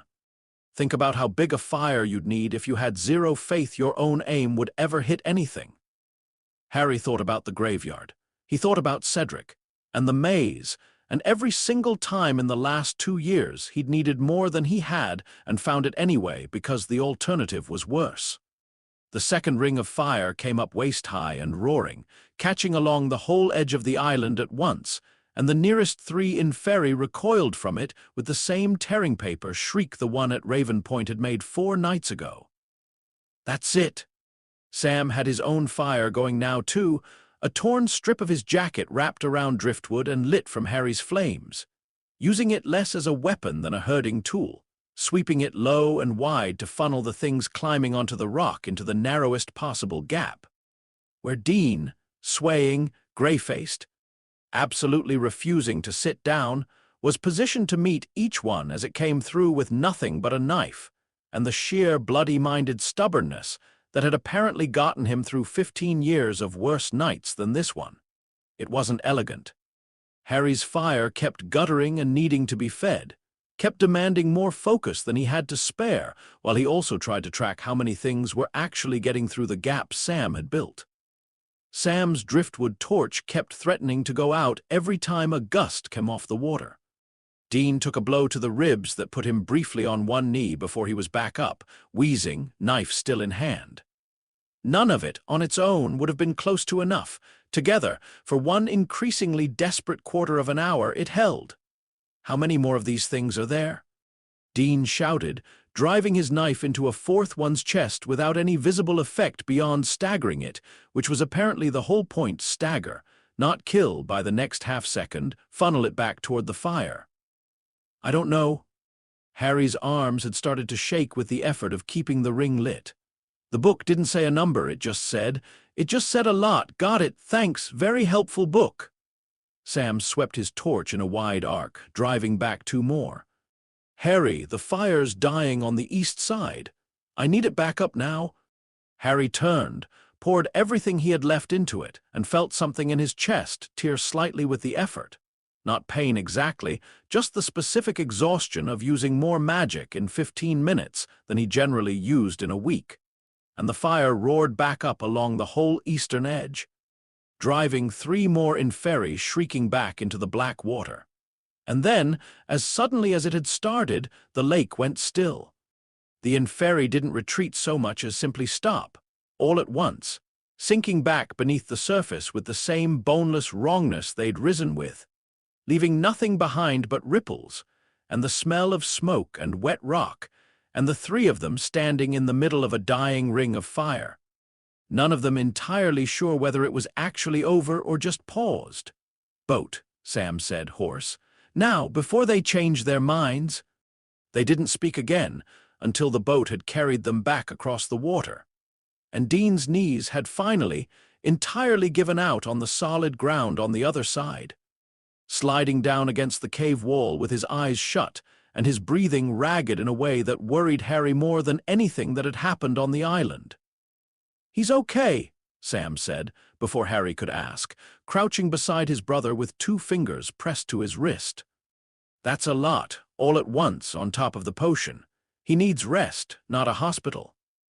He said it like a man reciting something he needed to believe more than he needed to state, and Harry, watching him, understood he wasn't the only one keeping himself upright through pure stubbornness tonight. It was Harry who finally drew the locket out of his pocket, turning it over in the last of the cave's green light, running his thumb along the clasp the way Dumbledore had described in the scattered minutes he'd had to describe it. A specific pressure point, a particular twist. The kind of detail only someone who'd actually held Salazar Slytherin's locket before would think to mention. It didn't open the way it should have. That's wrong. Harry's voice had gone strange even to his own ears. This isn't. Dumbledore said there'd be a resistance, a kind of pulse, like it knows you're trying to get in. It's just open. He pried it apart with his fingers instead, no resistance at all, and found, in place of whatever should have been curled inside a murderer's soul, a small folded scrap of parchment. Sam's head came up. Dean's eyes opened. Harry unfolded it with hands that had started, very slightly, to shake. To the Dark Lord, I know I will be dead long before you read this, but I want you to know that it was I who discovered your secret. I have stolen the real Horcrux and intend to destroy it as soon as I can. I face death in the hope that when you meet your match, you will be mortal once more. R.A.B. Nobody said anything for a long moment. Somewhere out on the water, very faintly, something moved. We just did all that, Dean said, in the flattened, dangerous voice of a man doing everything in his power not to start laughing in a way that wouldn't stop being funny. For a fake, somebody beat us to it. Sam had gone very still, the way he did when a case suddenly had a shape he hadn't expected. Somebody who knew exactly what this was, knew how to get in and out, and left a note for Voldemort, which means whoever R.A.B. is, they weren't hiding from him. They wanted him to know. Harry looked down at the folded parchment, at 3 initials that meant nothing to him and everything, apparently, to whoever had written them, and felt the knight's exhaustion crack open into something sharper. Not despair, not yet, but the very particular fury of a person who has just watched 2 people nearly die for nothing, with a whole war still ahead of them, and now, somehow, one more mystery standing directly in the middle of the road. Then we find out who R.A.B. is, he said, and we find out where the real one went. Behind him, Dean let his head fall back against the cave wall and started, very quietly, to laugh after all, the specific, worn-out laugh of a man who'd learned a long time ago that some nights it was that or scream. "Welcome to hunting, kid," he said. "It's always like this." Grimmauld Place hadn't gotten any less depressing in the year since Harry had last set foot in it, though it had gotten considerably more crowded. Ron and Hermione were waiting in the kitchen when the 3 of them let themselves in through Ward's Harry, to his own faint surprise, still remembered how to unlock, and the reunion was immediate, wordless, Hermione crossing the room fast enough to nearly knock him over. Ron a half-step behind her, with the specific stricken look of someone who'd spent 4 days needing to say something and hadn't found the shape of it yet. "We heard," Hermione said, into his shoulder. "The whole country's heard, Harry. It's on the front page. Are you? I'm fine." It wasn't true, and all 3 of them knew it, and none of them said so. Ron's eyes had gone to Sam and Dean, hovering by the door with the careful stillness of men who'd learned a long time ago how to make themselves unobtrusive in a room that wasn't theirs. "Who are they?" "Sam and Dean Winchester." Harry realized, saying it, that this was the first time he'd had to introduce them to anyone who mattered to him, and found he didn't quite know how to compress the last 5 days into a single sentence. "They're hunters. Dumbledore brought them in. They're the reason any of us are still standing after last night." "Hunters," Ron repeated, in the tone of someone deciding whether that was a joke. "Not the kind you're picturing," Dean said, mild, and left it there, which seemed to satisfy nobody and end the conversation regardless. They'd set up camp properly, it looked like. Sleeping bags in the drawing room, a wireless in the corner tuned low to a station that kept interrupting music with clipped, careful announcements about ministry reshuffles and travel advisories that were somehow more frightening for how boring they sounded. Mrs. Black's portrait had been silenced at some point since Harry's last visit, covered over with a curtain that had clearly been resewn more than once, and the whole house had the particular hush of a place people were living in rather than a place people had chosen. "Ministry's not safe anymore," Ron said, following Harry's glance around the room. "Dad's still there officially, but he says half the department's been replaced with people who wouldn't have made it past the front door a year ago. We didn't know where else to go that wasn't watched." It was Hermione, ever the one to notice the actual point of a visit underneath the grief of it, who asked the question that mattered. "Why are you here, Harry? Not that we're not glad, but you didn't come all this way for tea." Harry drew the fake locket from his pocket, 3 days of carrying it around like a stone he couldn't put down, and set it on the kitchen table, where it caught the light in a way that made the whole room go quiet. We found this in a cave that nearly killed all 3 of us. It's a fake. Whoever the real thing belonged to left a note signed Araby, saying he'd stolen it and meant to destroy it. He looked between Ron and Hermione. This house belonged to the Blacks. I thought maybe Regulus. Ron said slowly, assembling something out of family gossip he'd clearly never expected to matter. Sirius's brother. He was a Death Eater, died young. Everyone always said Voldemort killed him for trying to back out. Or, Hermione said, already moving toward the stairs. He didn't back out quietly. They found Creature exactly where house elves at Grimmauld Place always seemed to end up eventually, muttering to himself in the drawing room over a scrap of old tapestry. And the old creature's reaction to a locket he clearly recognized on sight was violent enough that Dean had a hand halfway to his knife before Harry caught his wrist and shook his head. Creature. Harry crouched to something closer to the elf's eye level, which had, over the past year, become an instinct he didn't examine too closely. I need you to tell me about Regulus, about the real locket, please. Something in the please did what a year of Sirius's contempt and Harry's own early carelessness had apparently never quite managed. Creature's enormous eyes filled, and when he spoke, his voice had gone rough in a way Harry hadn't heard from him before. Master Regulus was good, Creature said. Kind to Creature, when no one else in that house ever was. And when the Dark Lord came to him, needing a servant he could trust to test something terrible, Master Regulus gave him Creature instead of going himself, because Master Regulus did not yet know what was being asked. What followed came out of Creature in pieces, half memory and half confession, and none of the 3 visitors who hadn't known this house before tonight said a word while he told it. The Dark Lord had taken Creature to a cave on the coast, made him drink from a basin until his small body had nearly given out, and left him there, abandoned, expected to die among things that used to be men. A test of a defense he intended to use again somewhere far more important. Creature had survived only because house elves could vanish from magic that held humans fast, apparating home broken and half-mad with what he'd seen. And it was Regulus, 19 years old, a Death Eater himself by then, and apparently the only person in that entire house who'd ever actually looked at Creature as something worth grieving over, who had sat with him through the worst of it and demanded, piece by piece, exactly what had happened and why. Master Regulus understood, Creature said. He understood what the Dark Lord was protecting and why, and he said, Creature remembers every word he said.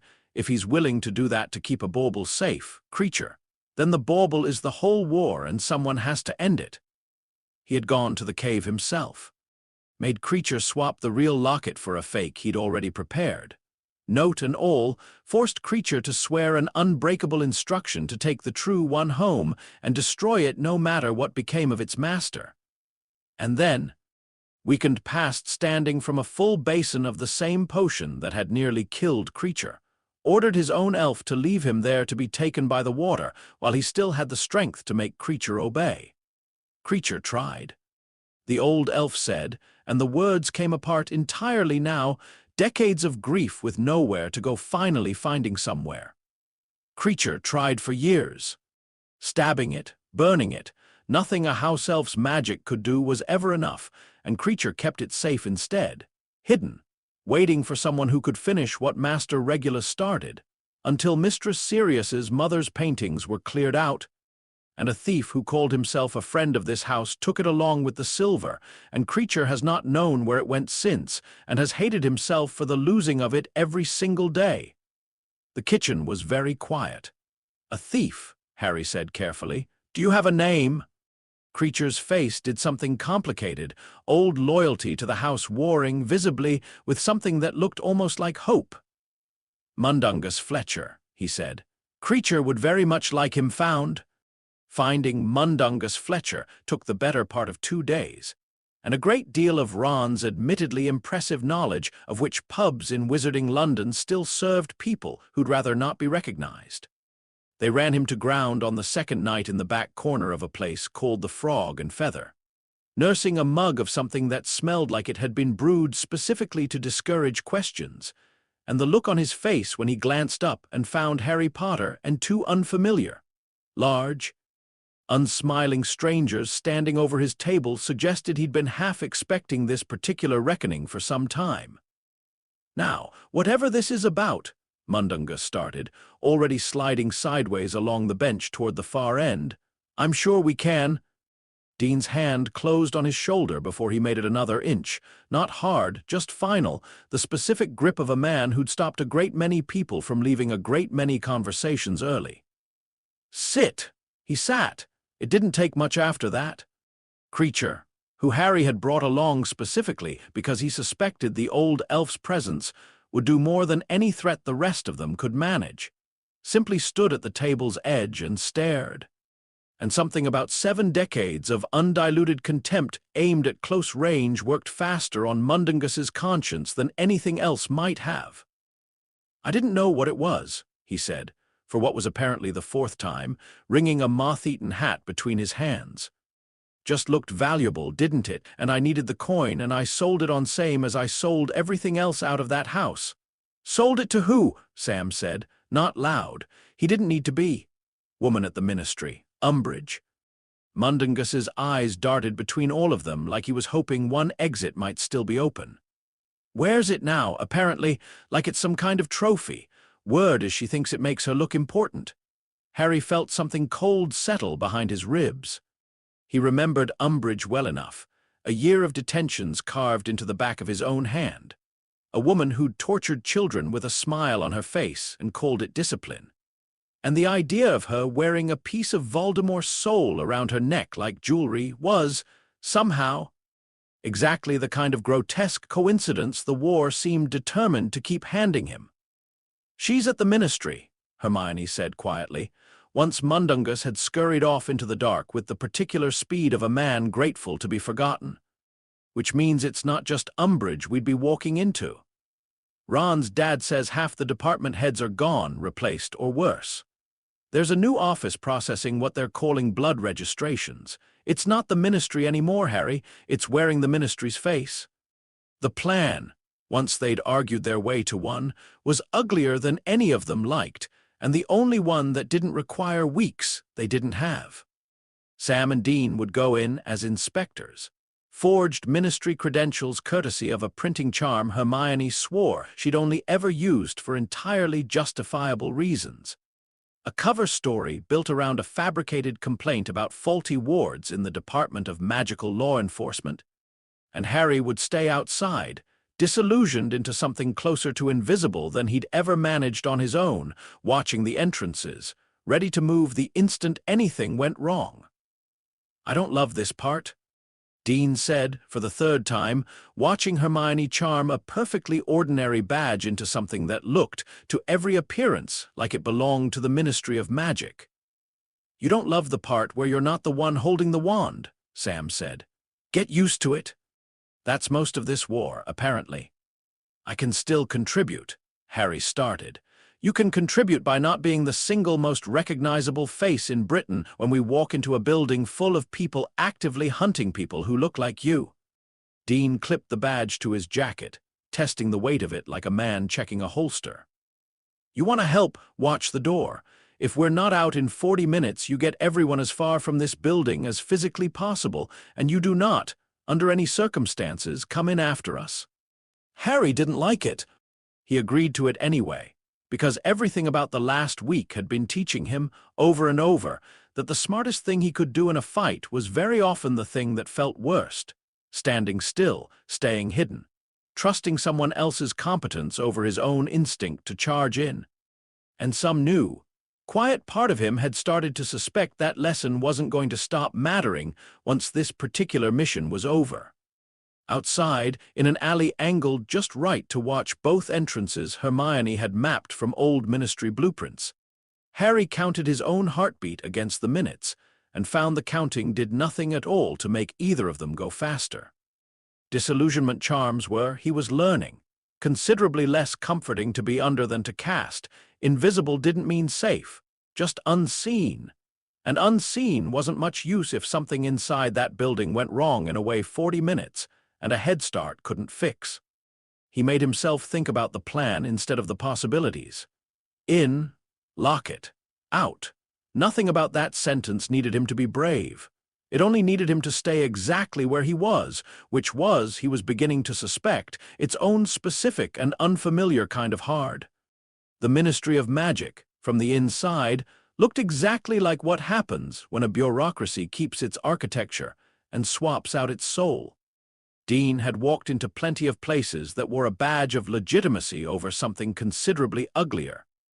County morgues run by things that weren't coroners, churches with something other than God in the basement, and this one had the same texture underneath the same marble floors. Too many people moving too quickly with their eyes down, a queue outside one particular office nobody wanted to be seen looking at too long, notices on every wall about blood purity phrased in language dressed up as procedure. Eyes forward.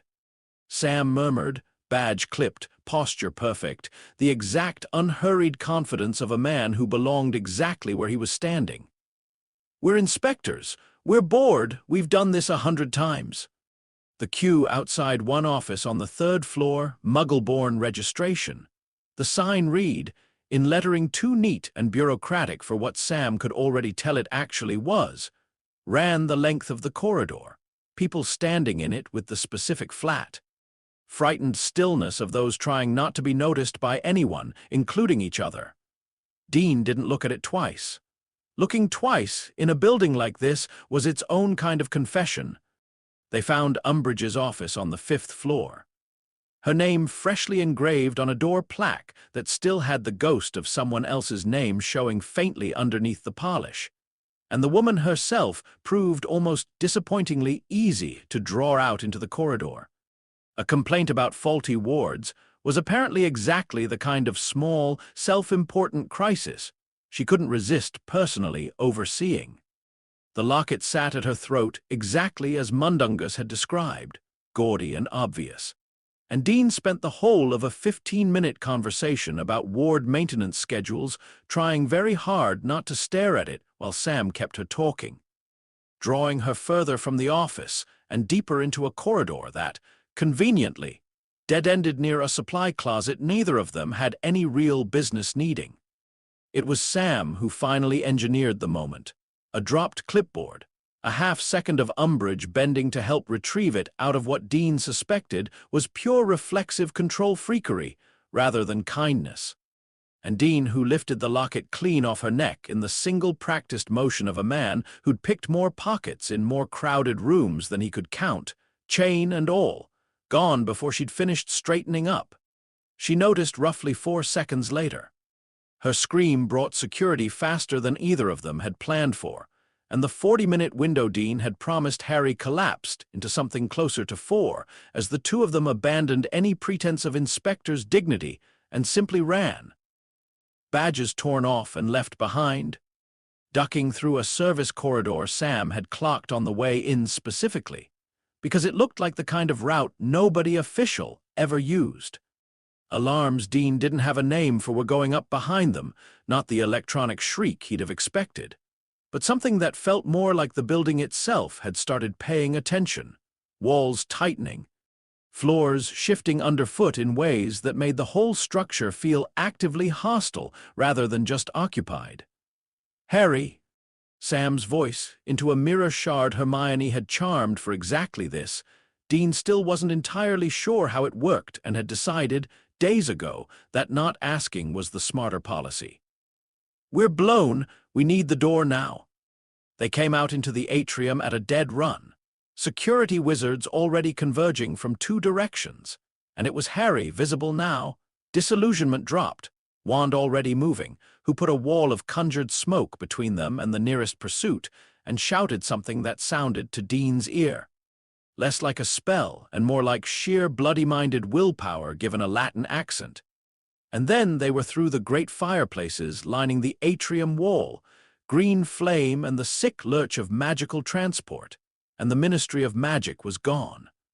They landed in the back room of a shop Hermione swore was safe, all three of them down in a heap on a dusty floor, breathing hard, and it was a long moment before anyone spoke.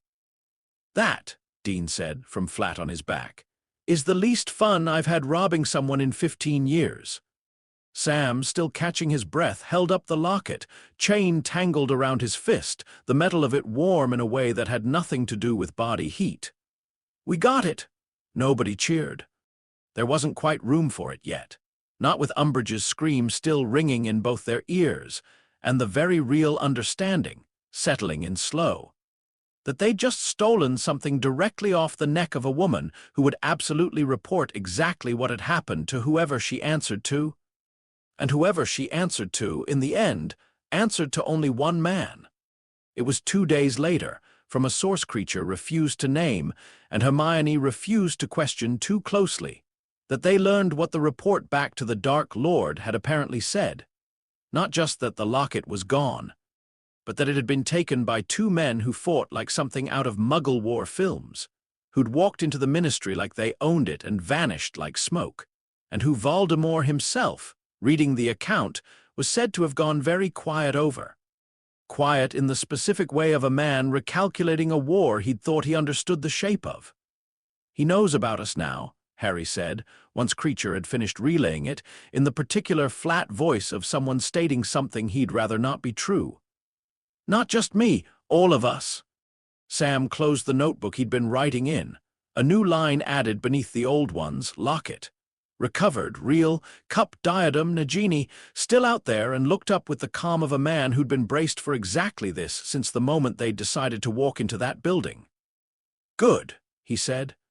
"Means he's finally taking us seriously. That's usually the point things start going right." Dean, still lying on the floor, didn't open his eyes. "I hate it when you're an optimist. It's always a bad sign." The cup took longer to place than the locket had. Dumbledore's notes, the little of them Sam had managed to piece together from a memory of a memory relayed secondhand, said only that Hepzibah Smith, an old woman who'd once owned both the locket and the cup, and died not long after showing both to a young, charming Tom Riddle, had been robbed of the cup the same week the locket vanished, her house elf blamed and later found dead of what was ruled, at the time, an accident. So he stole 2 priceless magical objects from a dying woman inside a week, framed her elf for it, and nobody in your government thought that was worth investigating properly. Dean said, for the second time, like repeating it might eventually make it sound less true. He was 17, charming. Everyone loved him. Harry didn't look up from the notes. Nobody was looking for a murderer because nobody could imagine wanting to look. The trail from there went cold fast. No record of the cup surfacing anywhere in the decades since.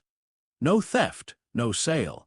Nothing that suggested it had ever left whatever hiding place Voldemort had chosen for it.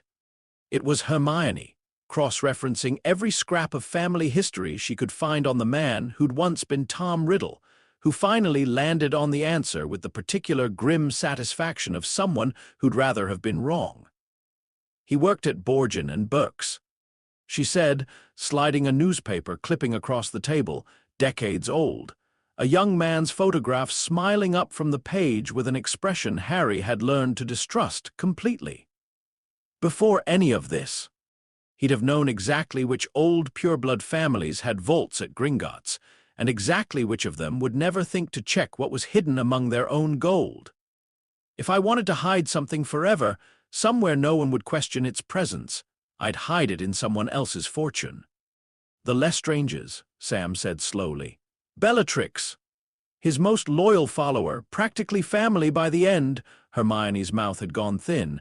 "He wouldn't have needed to ask twice." Which was more or less how they found themselves standing in the marble atrium of Gringotts 3 days later, trying to look like people who belonged there, and increasingly certain that no version of walking through the front door was going to end with them anywhere near the Lestrange vault.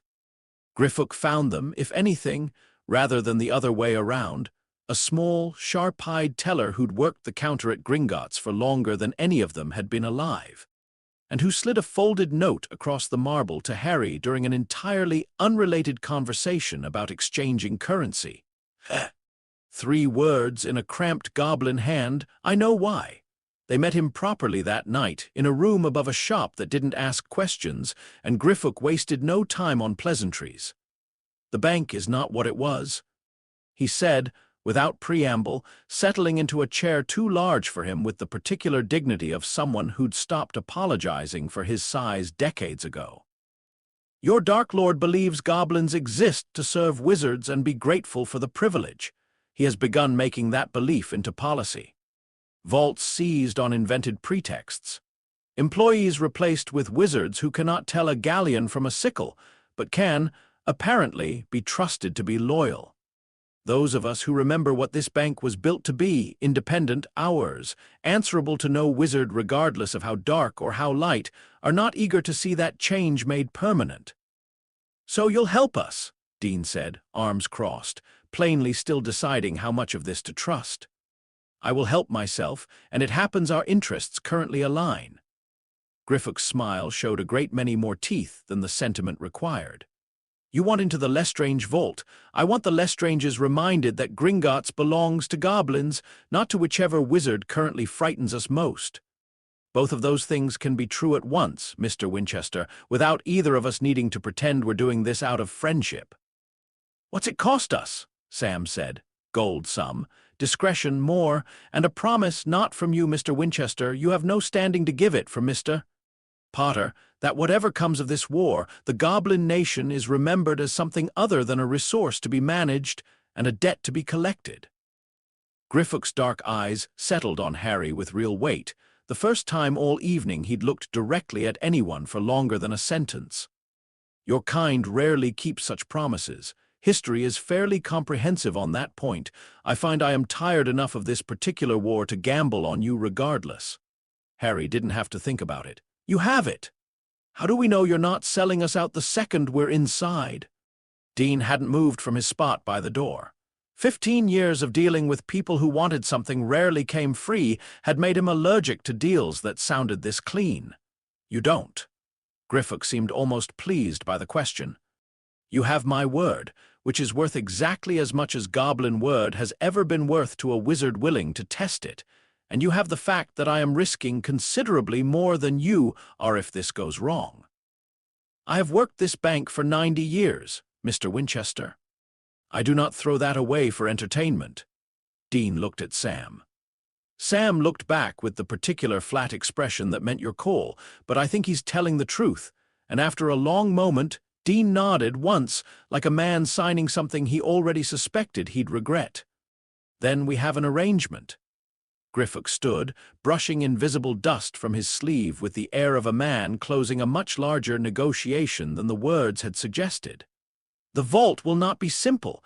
I would not be offering my help if it were. Getting in, as it turned out, was the easy part. A service entrance 3 streets from the main hall, a route Griffith swore had been used by goblin maintenance crews since before the bank had a name, ending in a narrow stone passage that smelled of cold metal and older magic than Harry had words for. "The carts run automatically past this point," Griffith said, leading them onto a rail track platform deep enough that Harry's ears had already started to pop. "They will take us down.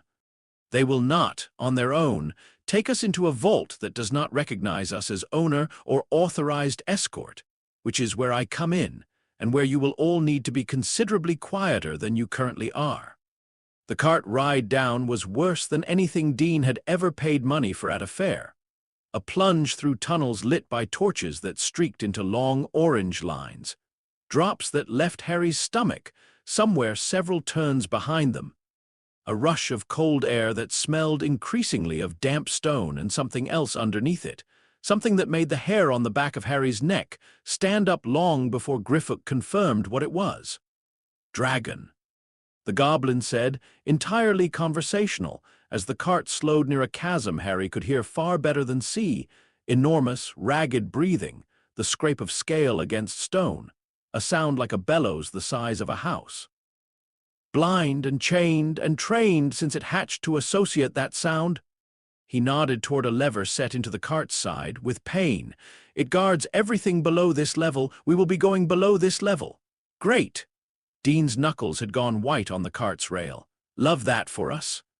The Lestrange vault door was old, black, carved with a coat of arms Harry didn't need explaining to hate on sight, and Griffook's hand against the stone, some passphrase or key of goblin make Harry didn't fully follow, opened it with a groan that echoed far longer than the door itself was large. Inside, gold. Towers of it, plates and goblets and suits of armor stacked to the ceiling, everything gleaming with the specific, gaudy excess of a family that had never once had to justify its wealth to anyone. Harry's chest went tight the moment he stepped through the door, and it took him a full breath to understand why. This was hers. Bellatrix's things. Bellatrix's family crest repeated on shield after shield. Bellatrix's gold, and somewhere in this room, if Dumbledore's research had been right, sat a cup that had once belonged to Helga Hufflepuff, and now belonged to the woman who had laughed while she killed Sirius Black in front of him, 4 months ago, in a room not so different from this one. The same delight in her voice, he suspected, that had gone into commissioning half of what was currently gleaming on these shelves. "You okay?" Sam had noticed. Of course he'd noticed. "Fine." It came out harder than Harry meant it to. "Let's just find it." He made himself keep moving, because standing still in this room felt like giving her something, and found, halfway down the second row of shelves, a family portrait in a heavy silver frame, Bellatrix younger, laughing, an arm looped through a man's Harry didn't recognize. The whole image radiating a kind of careless, cruel joy that turned his stomach. He didn't touch it. He didn't need to. It was enough just to know, with total certainty, that somewhere in this room was proof she'd been capable of looking happy once, and had chosen, over and over since, to be something else instead.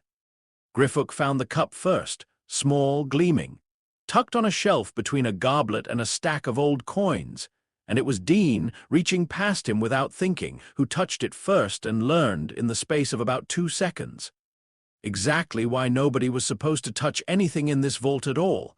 The cup burned. Not painfully hot, genuinely on fire, searing enough that Dean dropped it with a shout, and where it hit the floor it didn't roll. It split. One cup became 2, identical, both scalding, and where the second one touched the pile of gold beneath it, that gold began, with a low, grinding groan that filled the whole chamber, to multiply as well, coins doubling, doubling again. The floor of the vault beginning, very slowly and very audibly, to rise. "Gemino curse," Griffook said, already backing toward the door. "Flagrante, too, by the look of that burn." Everything in this room copies itself the moment it's touched, and everything it copies burns, and if we do not get that cup out of here in the next several minutes, we will be buried under several tons of very expensive, very hot gold. You couldn't have mentioned that before he touched it." Sam was already grabbing for anything he could use as a barrier between his hands and the rising tide of duplicating treasure. "I did not expect a muggle to reach for cursed goblin gold with his bare hand. That was, I confess, an oversight on my part." Griffook did not sound especially sorry. The gold had reached Harry's shins by the time he'd ruled out his third option, hissing and climbing with a speed that made the whole vault feel smaller by the second. And somewhere underneath the panic he found himself almost admiring it, a trap that turned every solution into more of the problem. That punished cleverness as readily as force, built by someone who'd clearly understood that the people most likely to break into this vault would be exactly the sort who'd try to think their way out first. Harry was already moving, wand out, thinking fast and hating every option he came up with. Levitation would just mean touching it with magic instead of skin. The curse, from what little he understood of it, didn't much care what kind of contact triggered the copy. Banishing might work, might also just distribute the problem across the entire vault at once. The gold kept rising, ankle-deep now and climbing, hissing where it touched stone, and Dean, hand blistered, jaw set, was already wading toward the original cup, the real one, still sitting untouched exactly where Griffook had first pointed. "Don't touch it again with your hand," Harry said. "Wrap it. Anything, cloth, your jacket, whatever, just don't let your skin touch it." Dean didn't wait for the rest of the sentence. He stripped his jacket in one motion, wrapped his uninjured hand in it twice over, and snatched the original cup off the shelf in a single fast, brutal motion, holding it away from his body like something that might still bite. "Got it! Move, move, move!" They went for the door at a dead run, gold climbing past their knees now, hissing and multiplying with every splash, and it was Sam, always Sam. Harry was starting to notice, the one who thought 2 steps past the immediate crisis, who grabbed Griffock bodily under one arm on the way past and hauled him the rest of the distance when the goblin's shorter legs couldn't keep pace with the rising flood. The vault door slammed shut behind them with a groan of old goblin magic, and on the other side of it, muffled but unmistakable, they could hear the sound of an entire family fortune continuing, patiently and pointlessly, to multiply itself into oblivion. The alarm, when it came from the bank itself rather than the vault, a low, tolling bell that Griffock's face went gray at the sound of. That means someone with authority has been notified. He was already moving toward the cart, faster than his short legs should have managed. Given whose vault we have just flooded with several tons of burning gold, I would guess we have perhaps 10 minutes before that someone is standing exactly where we currently are. Nobody needed to ask who someone meant. Harry felt the name settle into his stomach like a stone, Bellatrix, and found his hands were steadier than he expected, steadier than they'd been in the vault itself. Because fear that specific and that personal apparently burned off into something closer to clarity once it had a shape. They didn't make it to the cart. The tunnel ahead of them had already begun to shift, stone reforming, narrowing, an old goblin defense clearly triggered by the alarm and clearly not designed to let anyone leave in a hurry. And Griffock, staring at the closing passage with an expression Harry hadn't seen on him before, said, very quietly, "There is one other way out of this level. I would not recommend it under ordinary circumstances." "These aren't ordinary circumstances," Dean said. "No." Griffock was already moving toward the chasm they'd passed on the way down, the sound of enormous, ragged breathing growing louder with every step. "They really are not." The dragon was chained to the chamber floor with links thick as Harry's arm, scaled hide pale and scarred, its eyes, both of them, Harry realized with a sick lurch, clouded white and sightless, turned toward sound rather than sight, flinching at a noise none of the rest of them could hear before Griffock's hand found the lever set into the wall. "They ring bells before they feed it," Griffock said. "It associates the sound with pain, which means it will not come toward it, but it also means, if we can get close enough while it's still reacting to the wrong stimulus, we can be on its back before it understands we're not what it's afraid of." "You want us to ride the blind dragon out of a bank?" Dean said. "I want us to not be standing here when Bellatrix Lestrange arrives to find her vault a swamp of burning gold. The dragon is simply the fastest way to accomplish that." Griffock was already climbing, with the brisk efficiency of someone who'd apparently done considerably stranger things than this in his professional life. "Up! Now, all of you!" Getting onto the dragon's back was worse than the cart had been, worse than the potion cave, worse than nearly anything Harry could remember doing on purpose. Scaled hide slick and hot underfoot, the whole enormous body shuddering with each breath. Sam hauling Harry up bodily by the back of his jacket when his grip failed halfway. Dean already flat against the ridge of a wing with the cup still wrapped in his ruined jacket and clutched against his chest like the last thing in the world he intended to drop. Griffock found the chain release by feel, wrenched it free, and the dragon, sensing freedom before it understood the shape of what had freed it, screamed and surged upward with a violence that nearly threw all 4 of them straight back off its spine. It didn't fly so much as climb, blind and furious, smashing upward through tunnel after reinforced tunnel like the stone were paper. And Harry, flattened against scaled hide with his whole body screaming to let go and his hands refusing to obey, caught one final glimpse of the bank's grand marble hall exploding outward in a hail of broken stone, and falling gold as the dragon tore straight through the roof of Gringotts and out into open, blinding daylight.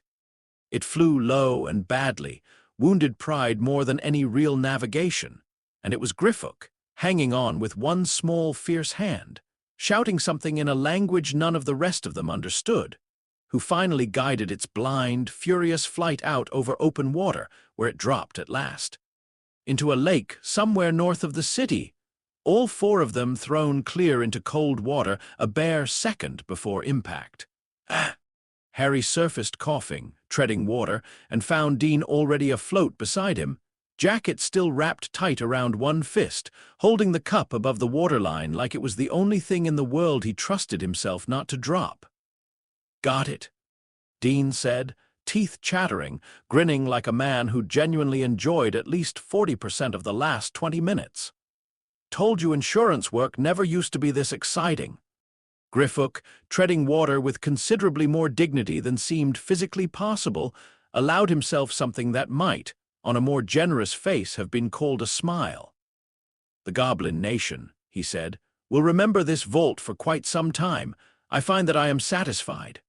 Sam, hauling himself toward the shore with the cup-free arm doing most of the work, looked back at the three of them, a soaked hunter, a soaked wizard, a soaked goblin, all of them laughing in the particular unhinged way of people who just survived something that should have killed them, and pulled the battered notebook from an inner pocket that had, against all odds, stayed dry. "Cup," he said, writing it down with water dripping steadily off his elbow onto the page. "Recovered. Diadem and Nagini left. And somewhere out there, one very angry witch who's about to learn her whole vault owes its structural integrity to a dragon that doesn't live there anymore." Dean laughed until he had to stop to cough up lake water. "Yeah, I really don't want to be there for that conversation." Nobody said her name again after that, but Harry noticed, on the walk to dry land, that none of them quite stopped watching the tree line either. The specific, learned vigilance of people who understood that some debts get collected in person, and that this particular one now had a face, a wand, and every reason in the world to come looking for exactly who'd humiliated her. Griffook took his leave of them at the water's edge, gold pressed into his hand as promised, and paused before apparating away long enough to look back at Harry with something that wasn't quite warmth, but wasn't nothing either. "Keep your word, Mr. Potter," he said. "That is all I ask, and it is more than most of your kind has ever managed." Then he was gone, and it was just the three of them on a muddy shore somewhere north of London, soaked through, exhausted, one Horcrux closer to the end of something none of them could yet see the shape of. "Two left," Harry said, mostly to himself.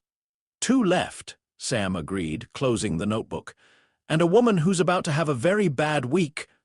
Getting back into Hogwarts turned out to require considerably more caution than getting into Gringotts had, which was its own particular kind of insult, given that Hogwarts was supposed to be the one place in Britain Harry had ever actually felt safe. They came in through Hogsmeade at dusk, disillusioned and silent, straight to a pub Harry only vaguely remembered, the Hog's Head, grimier and quieter than its more respectable counterpart down the street, run by a bearded, unfriendly-looking man who studied all five of them for a long moment before jerking his head toward the back room without a word. "Aberforth," Hermione murmured, once the door had shut behind them. "Dumbledore's brother." The resemblance, once Harry knew to look for it, was there in the eyes, the same startling blue, entirely without the warmth that had always softened it in Albus's face. Aberforth said almost nothing throughout the whole exchange, just listened, arms crossed, while Hermione explained what they needed, and when he finally spoke, it was clipped, unsentimental, and entirely without reference to the brother whose portrait hung, Harry would later learn, in an upstairs room he never got a proper look at. "There's a passage, behind the painting." He nodded at a young woman in a dirty smock hanging crooked on the wall, who'd been watching the whole conversation with unusual interest for a portrait. "She'll take a message ahead if you need one carried.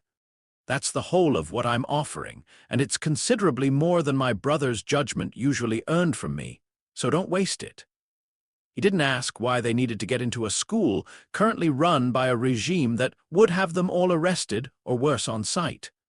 Harry got the distinct impression he already knew, and had simply stopped being surprised by what his family cost him a long time ago.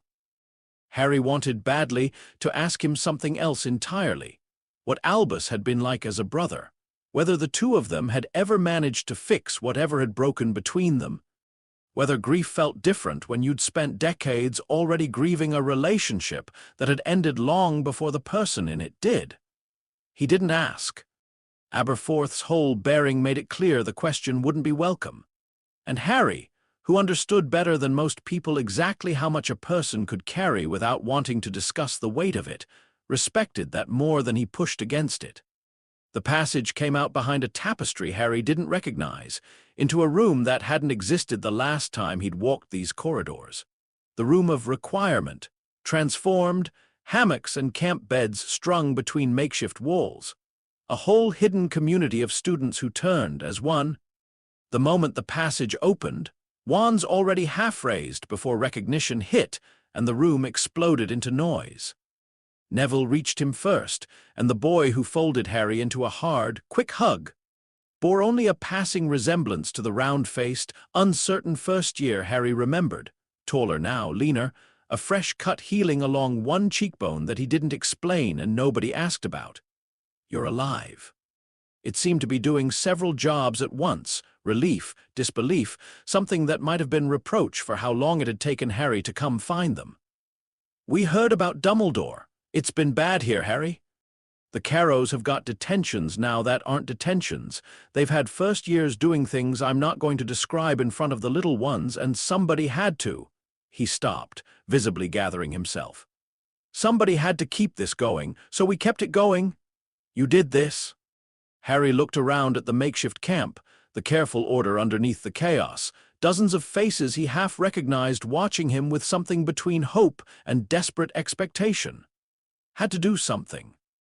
Neville's jaw had gone tight in a way that reminded Harry, unexpectedly, of Dean.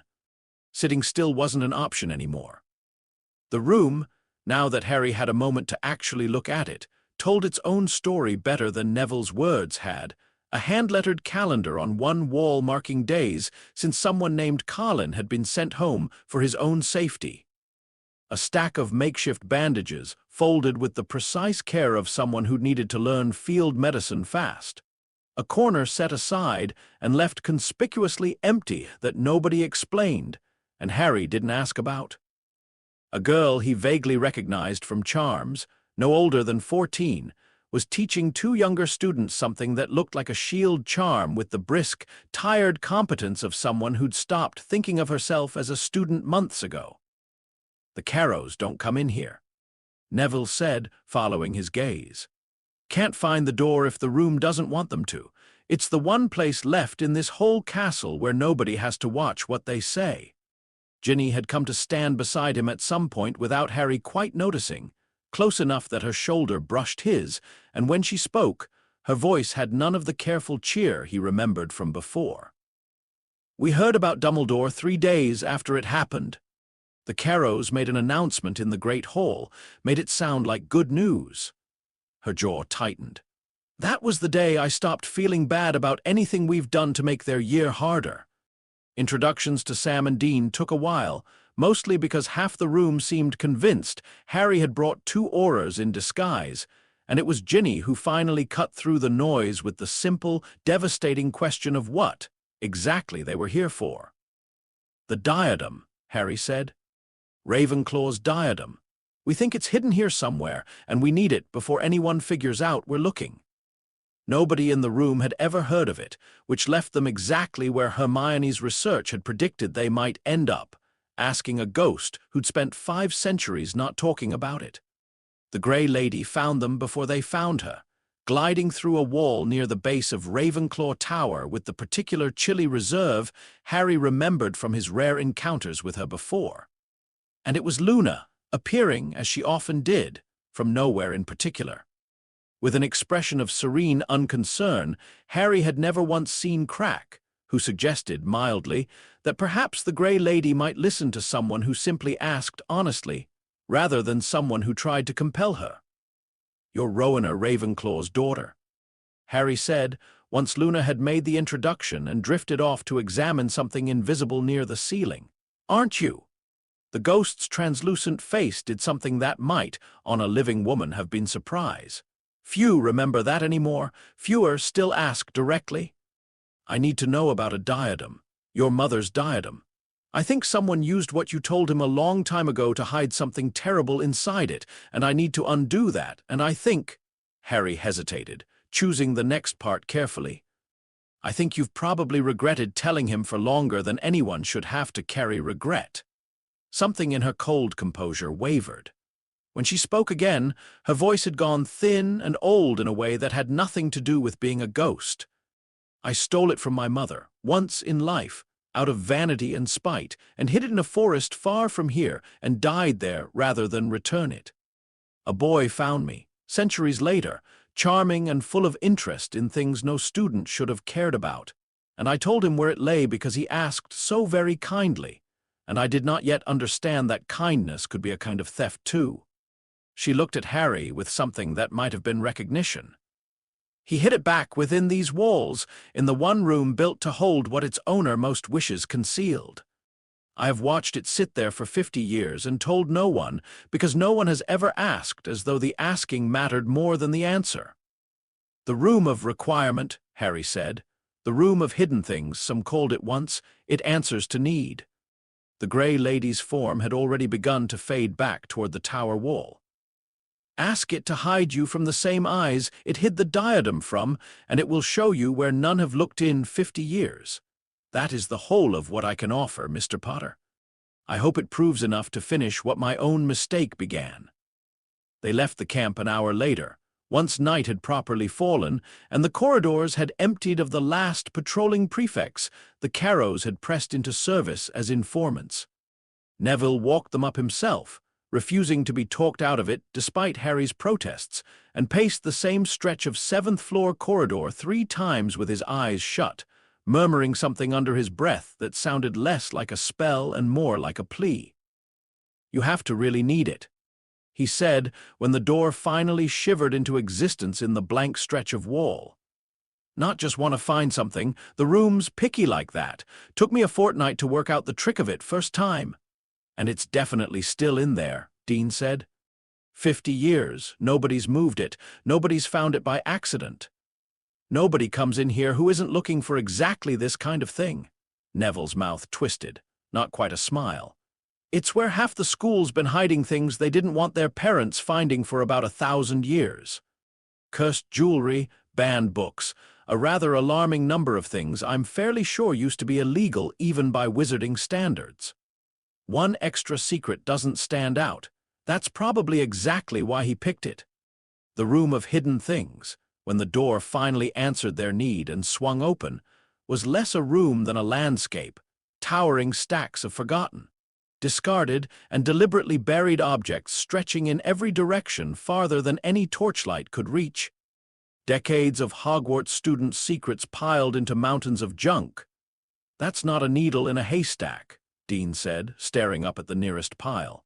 "That's a needle in several haystacks, stacked into a bigger haystack, inside a room made of haystacks. It'll want to be hidden the way we're hidden," Harry said, already moving. Somewhere it'd look like it belonged. Dumbledore said Voldemort trusted his own cleverness more than he trusted actual security. He wouldn't have warded it heavily. He'd have just buried it somewhere obvious enough that nobody would think to look twice. It was Sam, methodical even here, who found it, a chipped, unremarkable bust wearing a tarnished tiara that no one would have looked at twice, tucked onto a shelf between a broken bird cage and a stack of yellowed exam papers.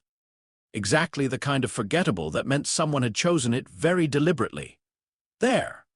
His hand was already reaching for it when a voice behind them, familiar and sneering in a way that made Harry's whole body go cold, cut through the room.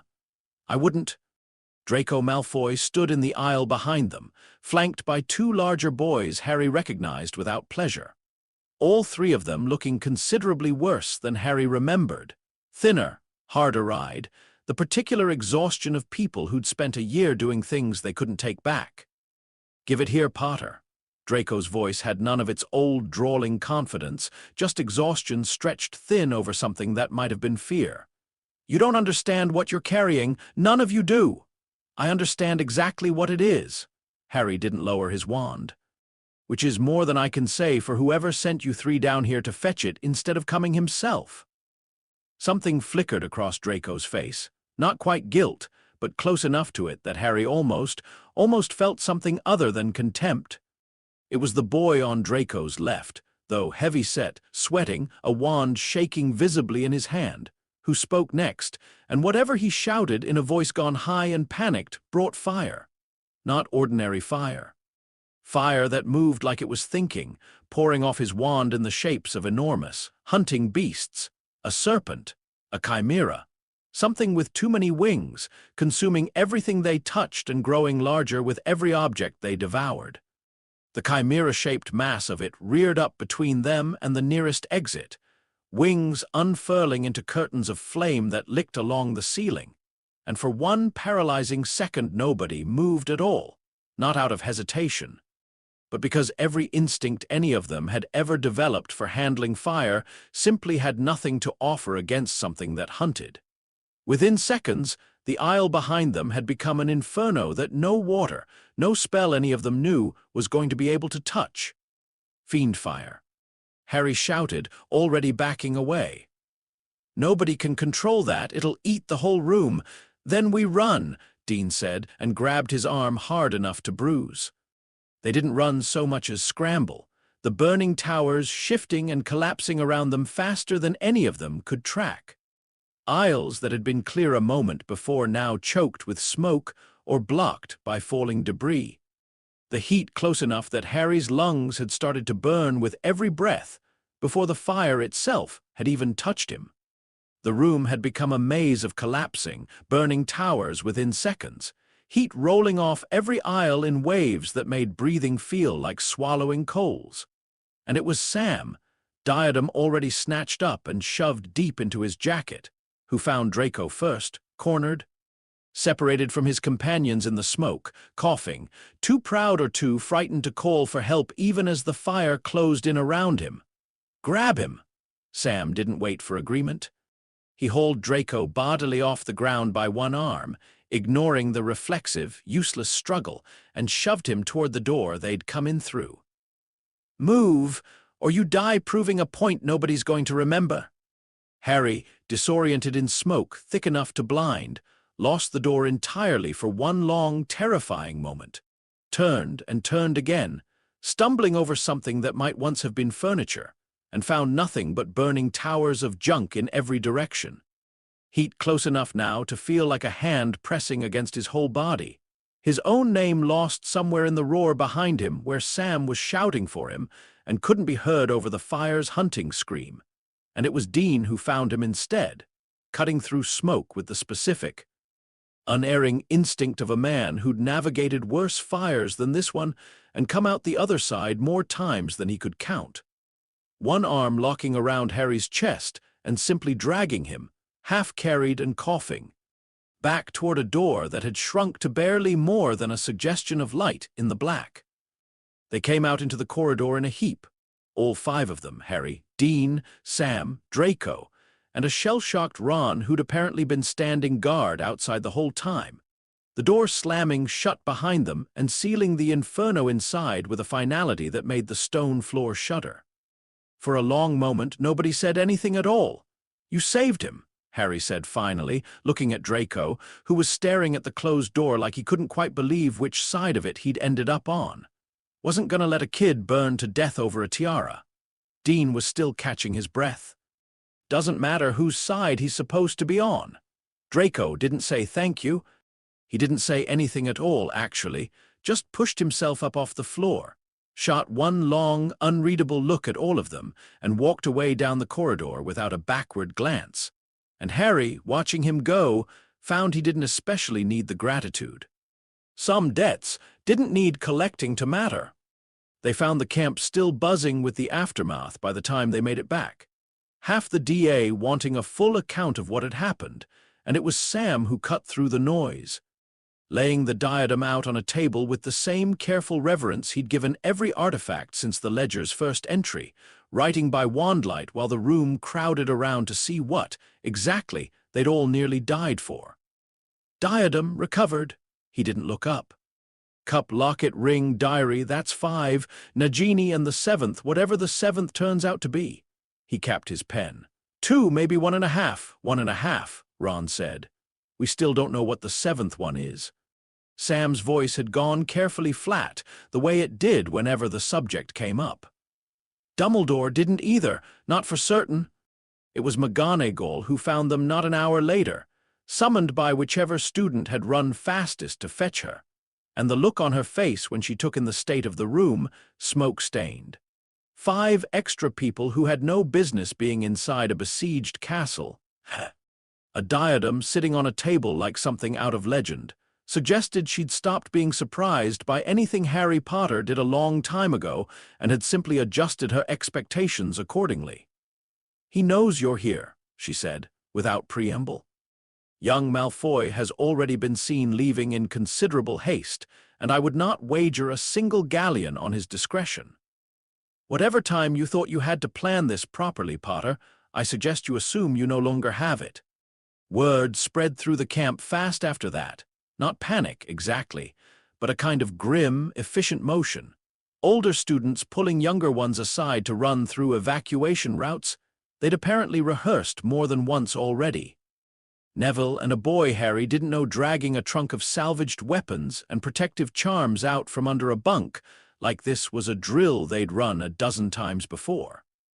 Nobody asked whether the fight was actually coming. Everybody had clearly already decided it was. Harry looked around the room, Neville's exhausted resolve, Ginny's steady eyes, Sam's ledger closing on its latest entry, Dean still breathing hard from the smoke, Ron and Hermione standing shoulder to shoulder the way they had since the day he'd met them, and felt something settle into place that was neither hope nor despair, just certainty, cold and clear and entirely without room left for doubt. "Then we don't wait for him to choose the time," Harry said. "We get ready." Outside, somewhere past the castle walls, the first werewolves were already beginning to howl. The wards fell at midnight, all at once, with a sound Harry felt in his teeth before he heard it. A vast, groaning collapse. Centuries of protective magic giving way under a weight it had never been built to hold. And then the grounds outside Hogwarts's walls were simply full of things that wanted them dead. Giants first, enormous shapes moving against the tree line like the forest itself, had come loose. Then the werewolves, unbound by any moon and hunting anyway, because Voldemort had apparently decided the natural order of things was one more rule that didn't apply to him.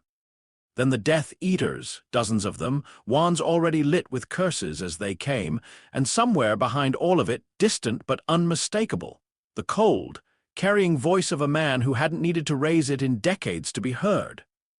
Positions. McGonagall's voice cut through the chaos of the entrance hall, transfiguring suits of armor into a marching wall of steel with a single sweep of her wand. "Get the underage students to the room of requirement. Seal every passage you can find, and someone find me Phileas before that dragon skin he's been polishing for 30 years finally gets used for something." The first wave hit the front doors before she'd finished speaking, and the entrance hall dissolved into a chaos Harry's mind struggled to organize into anything coherent, spells crossing in every direction. A werewolf half-transformed and shrieking as 3 seventh years drove it back with a combined shield charm. Somewhere above them, the unmistakable crash of a tower, losing a fight with something considerably larger than a person. Dean had a werewolf problem solved before Harry's brain had finished registering it as a werewolf, silver letter opener of all things, snatched off a nearby desk and driven home with the flat, practiced economy of a man who'd done this exact motion more times than he'd probably admit to. "Not full-moon proof," he said, catching Harry's stare, "but silver's silver. Should slow it down enough for someone with a wand to finish the job properly." Harry had a dozen things he wanted to say and no time to say any of them. He caught Sam's eye instead and found the same flat, focused calm there that he'd started to recognize as hunt mode, the look of a man who'd walked into worse odds than this and come out the other side often enough to trust the process rather than the math. "Nagini." Sam said, already moving toward the doors. She won't be in the thick of it. He'll be keeping her somewhere he thinks is safe, which means somewhere close to him, which means we go looking near wherever he's actually standing. Dean finished, checking the knife at his belt like it was going to matter against what was currently climbing over the wall. Great, real safe plan, that. You have a better one? Dean didn't. They found her not by tracking Voldemort directly. Too dangerous. Too likely to end with all three of them dead before they'd done anything useful. But by tracking the specific, wrongness-shaped absence Dean had learned to read years before any of this started. A stretch of the grounds near the greenhouses where every animal, magical or otherwise, had gone completely silent. The particular dead quiet that meant something significant enough to be afraid of was passing through. There. Sam's voice had dropped to almost nothing. Moving along the tree line. Something's handling her like a weapon, not walking her like a pet. Nagini moved fast for something so large, more shadow than snake in the chaos and the dark. And it was Neville, appearing out of the fighting at a dead run, sword already in hand, blood on his face that Harry desperately hoped wasn't his, who spotted her at almost exactly the same moment they did. That's her. Neville's voice had gone hard in a way Harry had never heard from him. That's the one Voldemort keeps close. If we can, get her separated from cover. Sam said, already moving, falling into position beside Neville with the easy coordination of people who'd apparently decided, without a single word of discussion, exactly how this needed to work. Dean, left flank. Harry, we need noise. Something to pull her attention without pulling yours toward her teeth. Harry understood the assignment even before Sam finished explaining it. Stay back, be loud. Be a distraction rather than a target. And hated it exactly as much as he'd hated every other time in the past month someone had told him the smartest use of him was to not be the one holding the weapon. He did it anyway. A conjured burst of noise and light off to Nagini's right sent her head snapping around, distracted for the crucial half-second Dean needed to close the gap from the left, driving her back with nothing but noise and aggressive, fearless movement. She nearly got past them once, a sudden reversal, doubling back through a gap Dean hadn't quite covered, close enough that Harry felt the wind of her passing and understood, with total clarity, exactly how fast something that size could actually move when it wanted to. It was Sam who recovered fastest, throwing himself bodily into her path with nothing but his own weight and momentum. Buying the half-second Neville needed to reset his grip on the sword and close the last of the distance. Funneling her, not unlike the Inferi, Harry realized. Not unlike the whole shape of every fight this strange, impossible team had won so far, directly into the space Neville had claimed and was refusing to give up. The sword came down clean. There was a sound Harry would spend a long time trying not to remember, and then it was over. Nagini's enormous body going still, the wrongness in the air around them lifting like a held breath finally released, and somewhere, faint and distant across the battlefield, a scream that didn't sound entirely human tore out of the dark in a direction none of them wanted to look toward too closely. He felt that, Sam said, quiet, watching the tree line with new and specific wariness. He definitely just felt that. Neville was staring down at the sword in his hands like he wasn't entirely sure how it had gotten there. 6, he said, and Harry realized with a jolt that Neville had been keeping count too, that somewhere in the last few months, this had stopped being a secret only the hunting trio carried. That's 6, isn't it? Just the one left. Harry didn't correct him. He didn't have the heart to explain, not here, not now, that nobody actually knew for certain what the 7th one was. The scream Voldemort had let out into the night apparently cost the battle more than it gained him. His forces pulled back within minutes. A ragged, confused retreat that left the grounds eerily quiet for the first time in over an hour. Long enough for the defenders to drag their wounded inside and count, with grim relief, who was still standing. The entrance hall had become something between a hospital and a battlefield in the space of that hour. Madame Pomfrey moving between bodies with a triage efficiency Harry hadn't known she possessed. Ginny helping a first-year Hufflepuff hold a bandage in place with hands that hadn't quite stopped shaking. Kingsley Shacklebolt's voice carrying from somewhere near the doors, low and urgent, coordinating a perimeter everyone understood without needing to be told, was only ever going to buy them time rather than safety. It was Hermione who found Harry in the middle of all of it, breathless, blood on her sleeve that wasn't hers, gripping his arm hard enough to hurt. The shrieking shack. Harry, someone saw him. Snape, he's there, alone, and I don't understand why he'd be anywhere near the fighting instead of hiding unless— She didn't finish the sentence. She didn't need to. Harry was already moving before she'd gotten the last word out, and Sam and Dean, catching the shift in his whole body, fell in beside him without asking a single question. They found the passage into the shrieking shack the same way Harry remembered from years before, and came up through the floorboards into a room lit by a single hovering ball of pale flame, and two men already inside it, one of them Voldemort, standing with the particular terrible stillness of a man who had already decided how this conversation would end before it began. And the other Snape, wandless, backed against the far wall with blood already darkening the front of his robes from a wound Harry hadn't arrived in time to prevent. "You were loyal to me for 19 years, Voldemort was saying, in a voice that carried no heat at all, which was somehow worse than if it had. "You killed the one man who ever trusted you completely on my order, and did it without hesitation I could detect. And yet the wand in my hand still answers wrong. It remembers you disarming its last master on that tower, Severus, not me." Snape said nothing.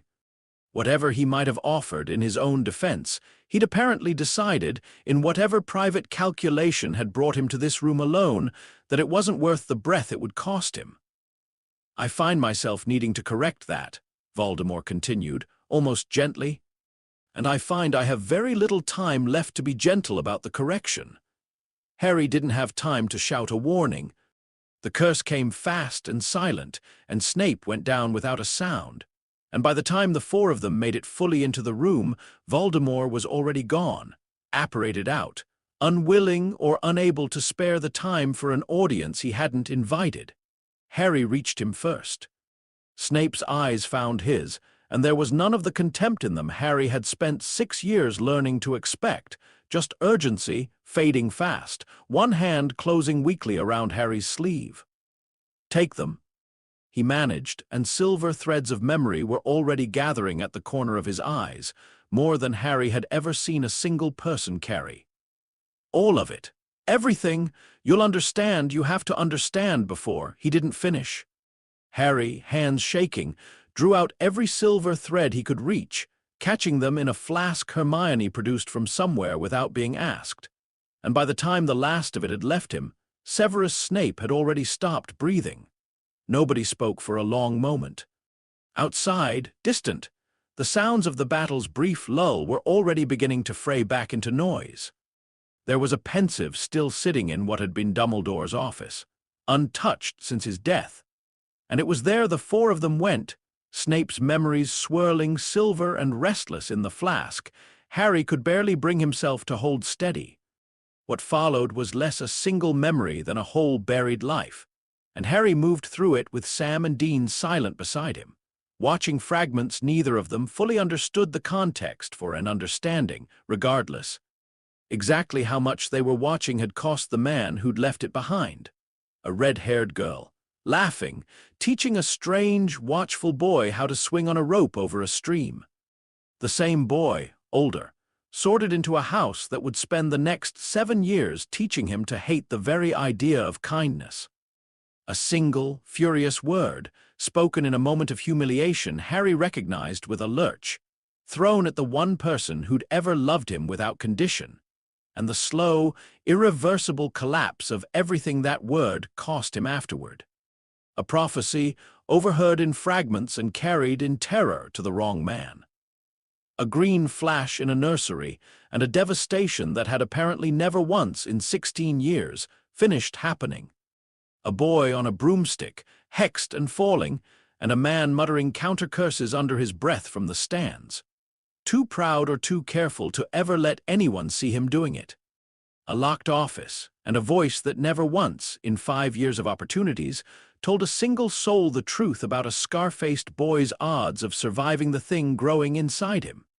"Protect the boy," Dumbledore's voice said, from a memory inside the memory, gentler than Harry had ever heard him. "For her. I made that promise the day she died," Snape said, younger in the memory than Harry had ever known him, "and I never once considered breaking it."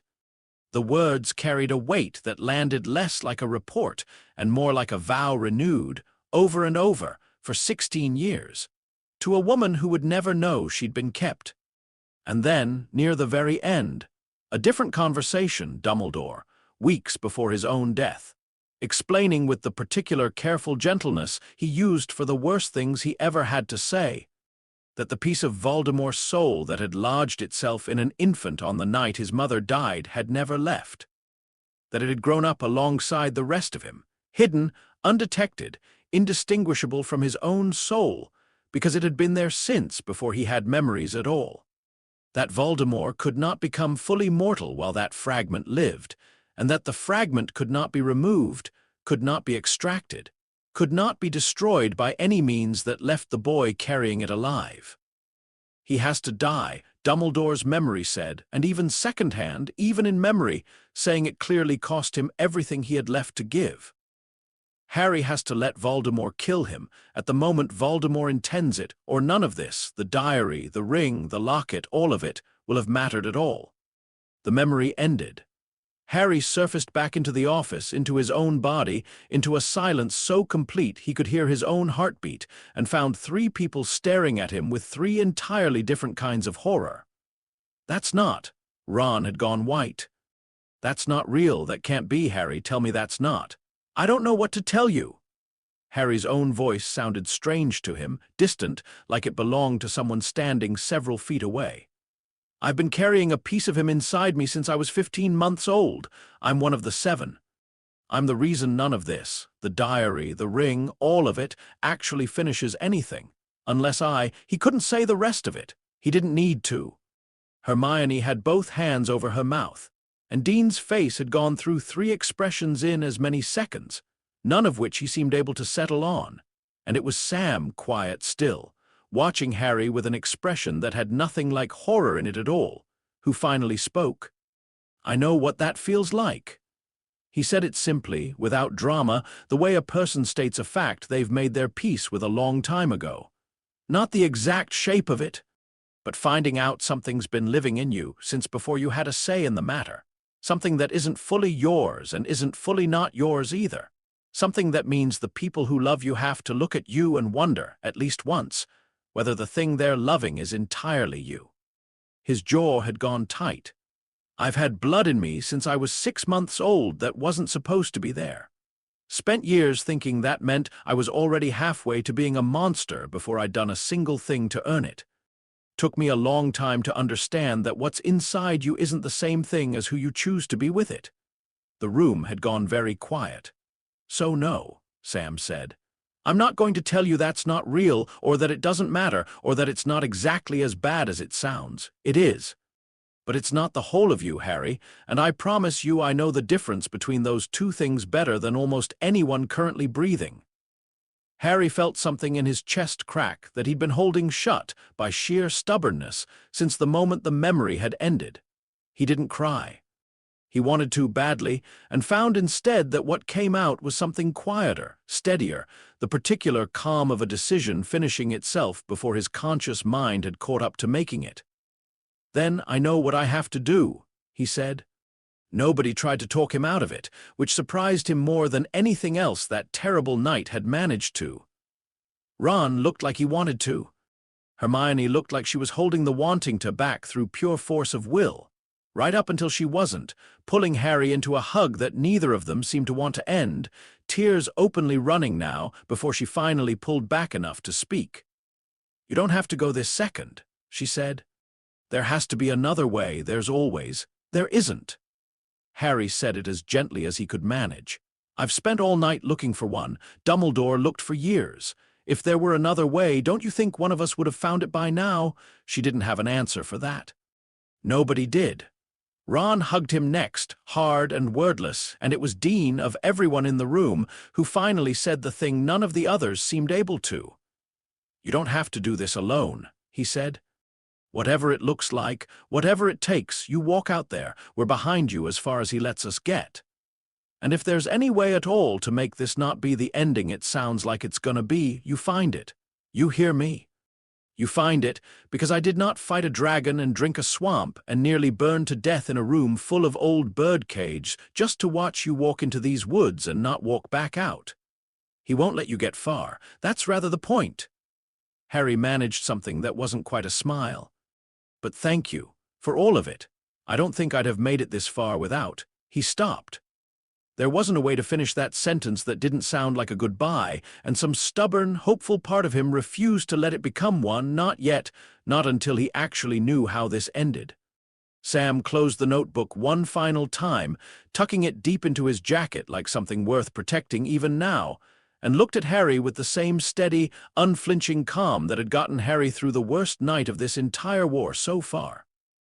"Saving people," he said quietly. "Hunting things. That's the job, remember? Sometimes the thing that needs hunting is inside the person you're trying to save. Doesn't change the job, just changes how much it costs to do it right." Harry nodded, because there wasn't anything left to say that would make the walk to the forest shorter or the choice at the end of it any less final, and turned toward the doors, toward the dark grounds beyond them, toward a man who was waiting, somewhere out past the tree line, for exactly this. He didn't look back. He was fairly certain that if he did, he wouldn't be able to make himself keep walking. The grounds were quieter than Harry expected. The battle's fury banked to embers while both sides caught their breath for what everyone seemed to understand, without needing to be told, was coming next. He walked past bodies he made himself not look at too closely, past students helping other students, past a stretch of scorched earth that had been a courtyard 2 hours ago, and found that the closer he got to the tree line, the less afraid he felt, and the more strange that absence of fear became. He thought about Sirius, falling through a veil that had looked, for one terrible second, like nothing more than a doorway to another room.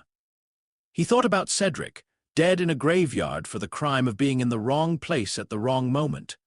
He thought about his parents, a memory he'd never actually had and had spent 16 years constructing anyway, out of photographs and other people's grief, and one desperate, borrowed glimpse in a mirror he'd been warned never to look into again.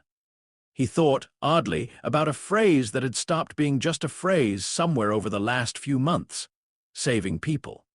Hunting things. He'd always assumed, growing up, that saving people meant being strong enough to stop whatever was hurting them. Nobody had ever told him it might also mean being willing to stop being the thing standing between them and the ending they'd all been fighting toward. He thought about Sam, unflinching, saying it's not the whole of you. He thought about Dean, wrapping a burning cup in his own jacket rather than let anyone else risk the burn. Neither of them had ever once, in 5 months of impossible nights, asked him to be braver than he actually was. It seemed only fair that the last thing he did should be at least that honest.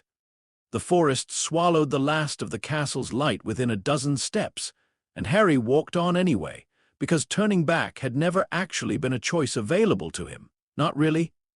Not since the moment Snape's memories had finished pouring themselves into a stone basin and rearranged everything he understood about his own life. They were waiting for him in a clearing he half remembered from 4 months ago, under circumstances so different the memory felt like it belonged to someone else. Death Eaters in a loose circle, silent, and at the center of them, Voldemort himself. Red eyes finding Harry's the moment he stepped into the clearing with an expression that might, on a human face, have been called satisfaction. Harry Potter. The pleasure in Voldemort's voice was somehow worse than rage would have been. The boy who lived, come to die. Harry didn't say anything. There wasn't anything left to say that would change what came next, and some small, stubborn part of him had decided, somewhere on the walk through the trees, that he wasn't going to give this man the satisfaction of a speech. No last words, no desperate plea. Voldemort's wand rose, unhurried, savoring it. How disappointing! I confess I'd expected rather more resistance from the boy who's cost me so very much this year." Harry thought of Sam, closing a notebook for the last time. He thought of Dean's ruined jacket, wrapped twice around a burning cup. He thought, one final time, of a phrase that had started as a job description and become something closer to a promise. Avada Kedavra. The green light took him before he'd finished the thought, and then there was nothing at all. The mist was white and endless, and Harry stood in it for a long moment before he understood, with a lurch that had no fear in it at all, that he wasn't standing on anything solid, and didn't especially need to be. "You won't need the platform today," said a voice he'd have known anywhere, and Harry turned to find Dumbledore standing a few feet away, whole and untroubled, his hand no longer blackened, looking younger and more rested than Harry had ever seen him in life. "Am I dead?" "That," Dumbledore said, "is rather a complicated question, and I find I'm allowed exactly one attempt at answering it properly, so I hope you'll forgive me taking my time." He explained it the way he explained everything important, sideways, gently, giving Harry room to arrive at the worst of it himself rather than simply handing it over. The blood in Harry's veins had been protected twice over. Once by his mother's sacrifice, 16 years ago, and once more, unknowingly, by Voldemort himself, who had used that same blood to rebuild his own body and had, in doing so, extended Lily's old protection into his own veins without ever understanding what he'd done. The curse he'd just cast hadn't killed Harry at all. It had killed the fragment of himself living inside Harry, the piece he'd never chosen to leave there. The piece that had made Harry a Horcrux without either of their consent, because that fragment, unlike Harry, had no protection of its own left to hide behind. "You are, for what it's worth, entirely free of him now," Dumbledore said. "The very last piece gone and not by any wand you were holding when it happened. Then it's over. For you, that part is. For everyone still standing in that forest, it very much isn't. And I find myself once again in the position of having to ask something enormous of you with very little time to make it sound reasonable." Dumbledore's eyes were bright, sorrowful, proud in a way Harry had never quite let himself notice before. "You may go on if you choose. I cannot tell you what waits past this station, only that I suspect it would not be unkind. Or you may go back, to a body that is currently lying very still in a very dark forest, to a war that is not yet finished, and to several people who I rather suspect have not stopped fighting for you since the moment you walked into those trees." Harry didn't have to think about it nearly as long as the question deserved. "I'm going back." Something in Dumbledore's face eased, like a weight finally set down after being carried too long. "I rather thought you might. For what it's worth, Harry. And I recognize the timing is unusual for saying so. I am, and have always been, enormously proud of the man you've become. Rather more than the boy I first met on a platform very like this one deserved, if I am honest, given how little I ever properly explained to him. You did what you thought you had to. I did what I thought was necessary, which is not always the same thing as what was kind, and I have had considerably longer than 16 years to sit with the difference." Dumbledore was already beginning to fade, the white mist thickening between them. "Go on, Harry, they're waiting. All of them, the ones who taught you how to fight and the ones who taught you, rather more importantly, when not to. Back at the castle, the hour Voldemort had granted them stretched into something that felt considerably longer than 60 minutes, and Sam spent every second of it doing the only thing he knew how to do with fear that had nowhere useful to go. Working. He and Dean had taken up position at the courtyard's east entrance, one of a dozen choke points McGonagall's defense had organized the grounds into, and the two of them held it through the whole uneasy lull with nothing more than salt lines, a scavenged shotgun, and the specific, grim competence of men who understood exactly how much of this fight was never going to be theirs to win outright. "You think he's okay?" Dean said, not for the first time, reloading a weapon that hadn't fired in 20 minutes because nothing had come close enough yet to need it. "I think Dumbledore's been planning this exact walk for longer than we've known Harry existed. And I think a kid, who's already survived more of this war than either of us fully understands, isn't going to go down easy just because somebody finally handed him the whole truth at once. Sam didn't look up from resetting the salt line along the archway. Doesn't mean I'm not scared, just means being scared isn't the same as thinking it's hopeless. Dean didn't have an answer for that. He didn't really need one. They both understood, without saying it, that this particular kind of waiting, helpless, useless, entirely dependent on someone else's choice they had no power to influence, was its own specific brand of hell, the same one they'd apparently both been living in, off and on, for 15 years.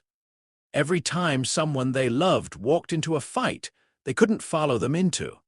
It was the werewolves that finally broke the silence, 3 of them, testing the courtyard's defenses with the particular opportunistic caution of predators who'd learned, over the course of the night, exactly which choke points were still being held and which had already fallen.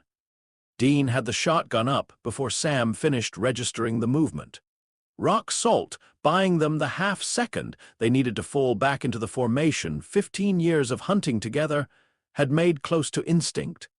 And for a while, there wasn't room in either of their heads for anything except the fight directly in front of them, which was, if either of them had stopped to examine it, something close to a mercy.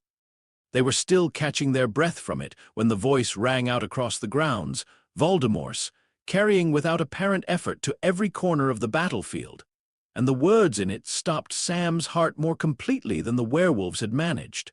Harry Potter is dead. Dean didn't say anything at all. His face had gone the particular gray Sam had seen exactly twice before in 15 years. Both times over people neither of them had managed to save. And Sam found he didn't have a single word of comfort ready, because for one long, terrible minute he believed it too. Harry opened his eyes to darkness, damp earth against his cheek, and the specific, disorienting certainty of being simultaneously more alive than he'd ever felt and closer to death than he wanted to examine too closely. He kept his eyes shut. He kept his breathing shallow, uneven, exactly as it would be if the curse had actually worked, and listened. Is he dead? Someone, Bellatrix, he thought, that particular gleeful cruelty unmistakable even in a whisper. My lord, is it done? Check him, Voldemort said, and there was something in his voice that Harry, even now, recognized as impatience wearing the mask of confidence. A man who needed the confirmation more than he wanted to admit needing it. Narcissa Malfoy's hands were the ones that found his chest, and Harry understood, in the half-second before she spoke, that this was the whole of the plan resting on a single quiet question only she could ask him without anyone else close enough to hear. Draco, she breathed, barely audible. Is Draco alive? Is he inside the castle? Yes, Harry breathed back, no louder than she had. She straightened and announced to the entire clearing in a voice gone flat and final, he is dead. They carried him back to the castle slung over Hagrid's massive, weeping shoulders, past a battlefield gone eerily silent, past defenders whose faces Harry couldn't bear to actually look at, held perfectly, painfully still through every step of a walk that felt considerably longer than the one that had brought him into the forest in the first place. It was Voldemort's voice, ringing out across the grounds once they'd reached the courtyard, that finally gave him his opening. Harry Potter is dead, Voldemort announced, and the satisfaction in it was, for one final time, entirely genuine. He died as he lived, running, hiding, sending others to fight his battles while he cowered in the forest. Join me now and you will be spared. Fight on and you will share his fate. The silence that followed was the worst thing Harry had ever had to lie perfectly still inside. Somewhere in the crowd, he heard Dean's voice break on something that wasn't quite a word, and hated, more than he'd hated anything all night, that he couldn't move to answer it. It was Neville who broke the silence, Neville, sword still in hand, stepping forward out of the crowd of stunned, grieving defenders with a steadiness that had nothing left in it of the boy Harry remembered from 6 years ago. He's not dead as long as one of us is still fighting, Neville said, loud enough to carry across the entire courtyard, and something in the set of his shoulders made it clear he intended to be the proof of that claim personally, whatever it cost him. Voldemort's amusement curdled instantly into something colder. "Brave," he said. "Foolish, but brave. Come here, boy, and I'll show you exactly what that costs." Neville didn't move. Harry, still held motionless in Hagrid's arms, felt the moment arrive the way he'd felt very few things in his life: total, absolute clarity. The specific certainty of a decision that had already been made somewhere on a misty platform that didn't officially exist. He moved. He dropped from Hagrid's arms into a crouch, and the courtyard exploded into noise and motion so fast that Harry barely had time to register Voldemort's face. Genuine, unguarded shock. The first crack Harry had ever actually seen in that careful mask of control. Before curses were flying from every direction, and the battle that had paused for exactly 1 hour resumed with a violence that made the earlier fighting look almost gentle by comparison. Somewhere in the chaos, Harry heard Sam's voice roar with something that wasn't quite a shout and wasn't quite a sob, and didn't have time to answer it. Bellatrix went down under a combined assault he didn't have time to fully track. Molly Weasley's voice cutting through the noise with a fury Harry had genuinely never expected to witness. Death Eaters scattered, regrouped, scattered again as the tide of the battle, so carefully engineered by Voldemort's earlier announcement, collapsed into exactly the chaos he'd been trying to prevent. And through all of it, Voldemort's eyes never left Harry. "You should be dead." It wasn't quite a question. I was. Harry's wand was steady in his hand, steadier than he expected, steadier than it had ever been in 6 years of fighting this man in one form or another. "It didn't take. Turns out there was a piece of you in the way, and you're the one who took care of it for me."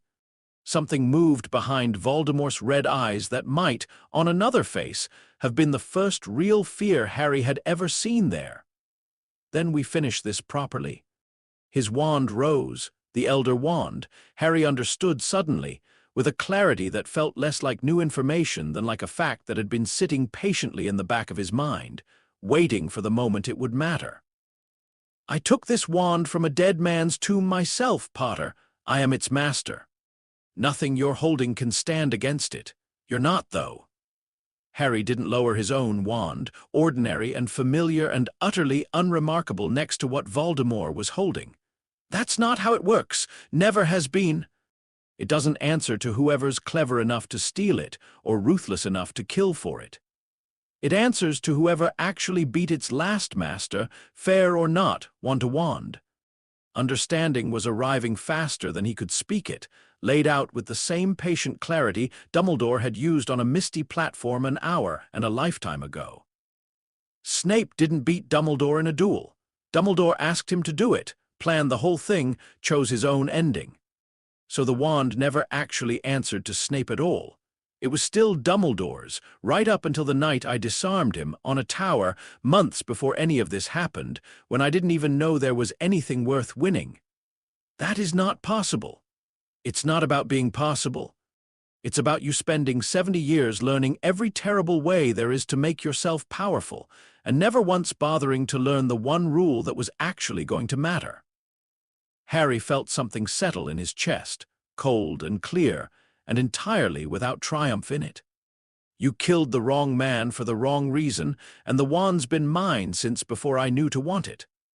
For the first time in Harry's entire life, Lord Voldemort looked unmistakably afraid. He cast anyway. Of course he cast anyway, pride or desperation, or 70 years of believing that force could out-argue a rule he refused to understand. The killing curse tearing toward Harry one final time. And Harry, raising a wand that had never truly belonged to anyone but him, met it with the only spell that had ever mattered in this entire war, cast with everything he had left and none of the hatred Voldemort had spent his whole life mistaking for strength. Expelliarmus. The two curses met in the space between them, and for one impossible moment held, and then the Elder Wand, answering at last to the master it had recognized all along, tore itself from Voldemort's hand and flew, spinning, into Harry's grip, exactly as its own strange. Ancient logic had always demanded it eventually would. Voldemort's own curse, unblocked, unanswered, found him instead. He fell the way ordinary men fall. No final speech, no last flare of dark magic, no dramatic dissolution into smoke or shadow. Just a body, suddenly and entirely too small for the fear it had spent 70 years cultivating, hitting the courtyard stones with a sound that carried no more weight than anyone else's death had carried all night. In a war that had cost considerably more than anyone standing there would ever finish grieving. For a long moment, nobody moved at all. Then the courtyard erupted, not into celebration, not yet, but into something rower and more immediate, defenders checking on each other with hands that hadn't stopped shaking. Sam reaching Harry first at a dead run and pulling him into a hug hard enough to hurt. Saying nothing at all because there wasn't anything left to say that the hug wasn't already covering more completely. Dean arrived a half-second later, and for once, he didn't have a joke ready. He just stood there, one hand gripping Harry's shoulder like he needed the physical confirmation that this was real, and said finally, roughly, "Don't you ever do that to us again." "I'll try," Harry said, and found, to his own surprise, that he meant it as something closer to a promise than a platitude. Around them, across the whole ruined, exhausted courtyard, the sound slowly began to change. Grief still present, still enormous, still going to take years neither of them had yet lived through to properly process. But underneath it, unmistakably, the first sound of a war actually, finally, ending. They found Fred first, laid out in the great hall among a row of losses that grew longer every time Harry made himself look at it directly. George sat beside his brother's body without moving, without speaking, and it was Ron, kneeling next to him with an arm around his shoulders, who finally broke whatever silence had settled over that particular corner of the hall in a voice too raw to carry more than a few feet. Remus and Tonks lay a little further down, close enough together that someone had clearly moved them to be that way, and Harry stood over them for a long time before he found himself thinking, with a clarity that felt almost cruel, of a small, sleeping boy somewhere safe, Teddy, barely more than an infant, who would grow up knowing his parents only the way Harry had always known his own, through photographs and other people's grief, and stories that could never quite replace the thing they were describing. He made himself a quiet promise, standing there, that Teddy Lupin would never once have to wonder whether anyone remembered his parents as more than casualties in someone else's war. Sam found him there. He didn't say anything comforting, because there wasn't anything comforting to say, and Harry had come to understand over the past 5 months that this was one of the things he trusted most about him, that Sam never once tried to make grief smaller than it actually was. "You don't have to carry all of it today," Sam said instead, quiet, standing close enough that his presence alone did most of the work. "Just today's piece of it. Tomorrow you carry tomorrow's piece. Is that how you do it? Some days better than others." Sam's eyes had gone somewhere distant, somewhere Harry understood, without needing details, held its own long list of names. "You don't ever put it down entirely. You just get better at carrying it without it being the only thing you're holding."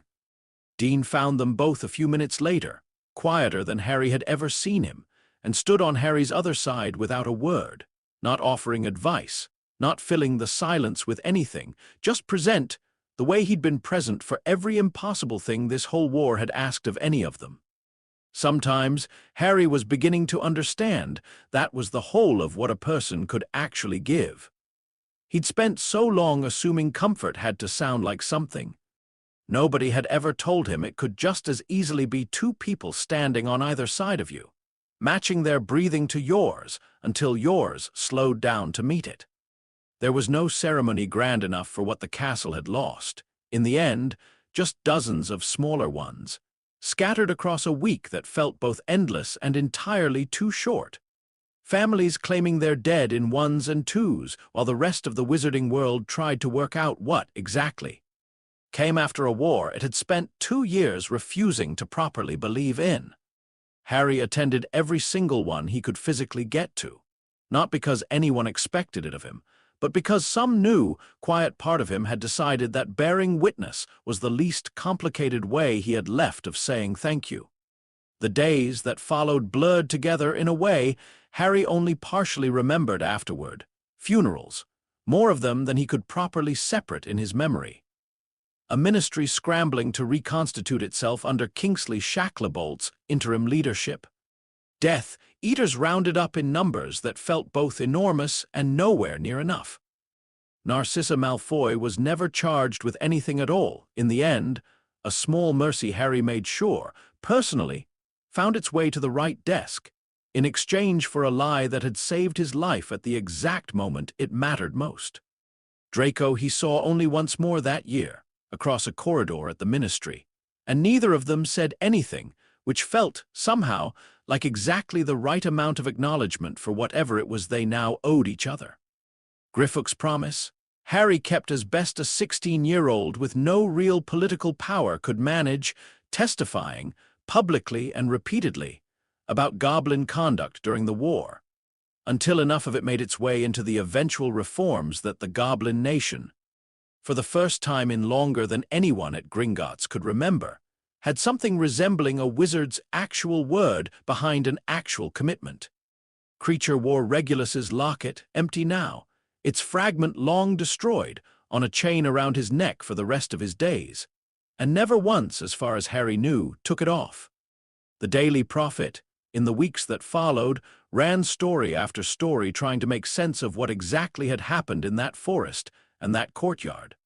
Most of them wildly inaccurate, several of them insisting on calling Sam and Dean mysterious Muggle operatives, in a tone that made Dean laugh so hard he had to sit down the first time he read it. Harry corrected almost none of it. Some truths he was beginning to understand mattered more to the people who'd actually lived them than to a headline that would be replaced by tomorrow's within a week, regardless of how accurate today's turned out to be. Ron and Hermione, for their part, had already started making plans that had nothing to do with Horcruxes or hunting.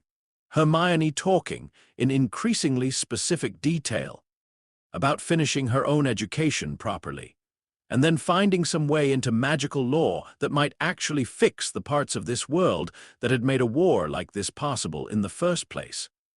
Ron surprising everyone, including himself, by discovering he had a genuine talent for the kind of quiet, patient work his brother George now needed more than he needed condolences. Harry watched them fall into their future with something that felt like relief rather than envy, proof, if he'd needed it, that surviving a war didn't have to mean being defined by it forever. It was nearly 3 weeks before Sam and Dean finally raised the subject neither of them had wanted to be the one to start. Bunker's not going to maintain itself, Dean said, over breakfast at Grimmauld Place, in the particular careful, offhand tone Harry had learned meant he'd been rehearsing the sentence for a while before actually saying it out loud. And there's a case in Oregon Sam's been eyeing for a week that's got nothing to do with wands or dark lords, which honestly sounds like a nice change of pace at this point. You're leaving.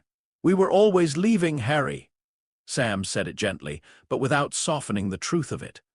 That was the job. Get you through this, then get back to the family business.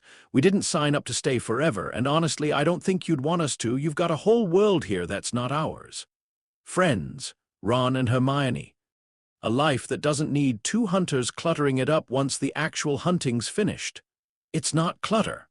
Harry heard his own voice come out rougher than he meant it to. You're not something I need to get back to normal without. Dean set his mug down. Kid. His voice had gone uncharacteristically careful. Nobody's saying goodbye like it's the last time. We're saying goodbye like it's Tuesday, because that's usually what it is in this line of work. You need something, anything, ever, you've got a way to reach us now. That doesn't expire just because we're not standing in your kitchen anymore. It was Sam who handed Harry the notebook, 2 days before they left, closed and worn soft at the corners from 5 months of constant use. Want to do the honors, Sam said. Feels like it should be you. You're the one who actually finished it. Harry took it with hands that weren't entirely steady, flipping past page after page of Sam's careful, slanted handwriting, diary, ring, locket, cup, diadem, Nagini. Each crossed through with the same flat, functional line, no ceremony, no flourish. Just facts recorded by someone who understood that some things mattered more when you didn't dress them up. The last entry dated the morning after the battle in Sam's hand. Harry Potter, unconfirmed. Harry uncapped the pen Sam offered him and crossed it out himself, and beneath it, in handwriting that still didn't feel entirely like his own, wrote the only thing that felt true enough to close the file properly. Seventh anchor, confirmed and destroyed, not by a blade, not by fire, by a choice. He looked up to find Sam watching him with something that wasn't quite pride and wasn't quite grief, but sat somewhere thoughtful in the space between them. "That'll go in the archive," Sam said. "Back at the bunker. Next hunter who runs into something like this, and there'll be a next one, eventually, there always is, they'll have something to go on that we didn't." "Somebody helped you," Harry said. "Before, that old file from your grandfather." "Yeah," Sam's mouth did something complicated. "Now it's your turn to be the file somebody else finds in 70 years, and hopes to God is accurate." The night before they left, the three of them stayed up considerably later than any of them needed to, working through a bottle of fire whiskey Dean had produced from somewhere and refused to explain, trading stories that had nothing to do with Horcruxes at all. Dean's increasingly improbable claims about a Wendigo in Colorado, Sam's dry corrections to every single one of them, Harry finding himself laughing, genuinely and without effort, for what felt like the first time in months. "You know," Dean said, somewhere past midnight, considerably looser than Harry had ever seen him, "when Dumbledore first showed up asking us to babysit a wizard kid through a war, I figured we'd be in and out in a week. Tops." "Insulting," Harry said, "but fair. Turned into the longest hunt either of us has ever run." Dean raised his glass, something unexpectedly solemn crossing his face despite the whiskey. "Worth every damn day of it." Sam didn't say anything. He didn't need to. He just raised his own glass, and the three of them sat there a while longer, in a kitchen that had seen considerably worse nights, saying nothing at all and meaning every word of it. They left on an ordinary Tuesday morning, which felt, in its own way, exactly right. There wasn't a grand goodbye. Dean would have hated that. And Sam, Harry suspected, would have found it harder to manage than the quiet version they actually got. Just the three of them standing in the scrubby grass above Raven Point, the same cliff where all of this had started 5 months and one whole lifetime ago, the sea exactly as gray and unimpressed as it had been the first night Harry had ever seen it. "Guess this is it," Dean said, and pulled Harry into a hug that was rougher and more sincere than anything Harry would have expected from him back in this exact spot, 5 months ago, when Dean had looked at him like a liability nobody had asked for. "Thank you," Harry said into his shoulder, and found there wasn't a version of that sentence big enough to hold everything he actually meant by it. For all of it. For not treating me like I was made of glass, or like I was already a legend before I'd done anything to earn it. You just... He pulled back, searching for the words. "You just treated me like someone worth training properly." "That's 'cause you were." Dean's voice had gone rough. "Still are. Don't let anybody talk you out of that just because the war's over and everybody wants to make you into a statue instead of a person." Sam's goodbye was quieter and somehow heavier for it. A hand on Harry's shoulder, steady, the same steadiness that had carried Harry through the worst night of his life without once flinching from what it cost to be that steady. "You know where we are," Sam said. "That doesn't change. Doesn't matter how many years go by or how far apart we end up. Some things you don't have to renew. Saving people," Harry said. "Hunting things." "Yeah," something that was almost a smile crossed Sam's face. "Except you go ahead and make your own version of it now. Doesn't have to look like ours. Just has to be honest." He pressed something small into Harry's palm as he said it. A spare key, worn smooth with age, that Harry didn't need explaining to understand belonged to a door considerably further away than anything he'd ever traveled to on his own. "Bunkers warded 6 ways from Sunday, but that'll get you through the outer door if you're ever standing in Kansas with nowhere better to be. Doesn't happen often. figured it was worth having anyway. They walked to a spot Harry couldn't quite follow the logic of, and Dean pulled a set of keys from his pocket that summoned. With a sound Harry felt more than heard, the shape of a car, long, black, gleaming despite 5 months of impossible use, waiting patiently at the top of a coastal road that led, eventually, back to everything else in the world that needed saving. "Baby missed the whole thing," Dean said, running one hand along the hood with something close to reverence. "Probably for the best. She's seen enough weird stuff without adding wizards to the list."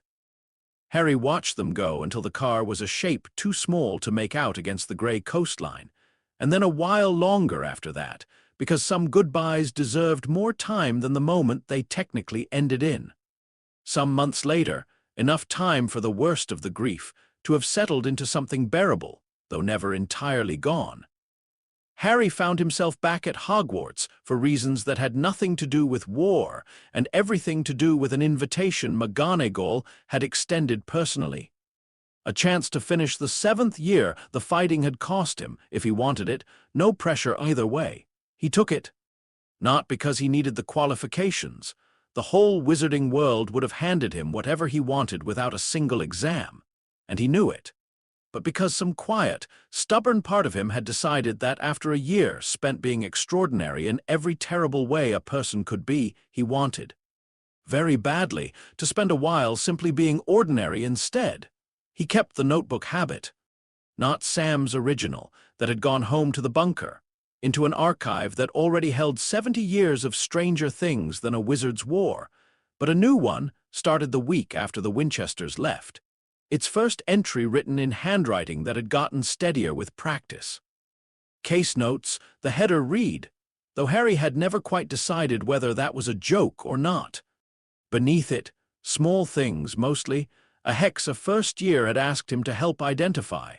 A magical creature gone feral in the forbidden forest that turned out to need patience rather than force.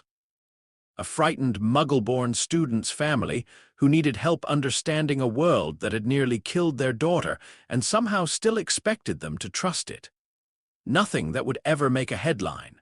Nothing that needed a sword or a wand duel or a chosen one.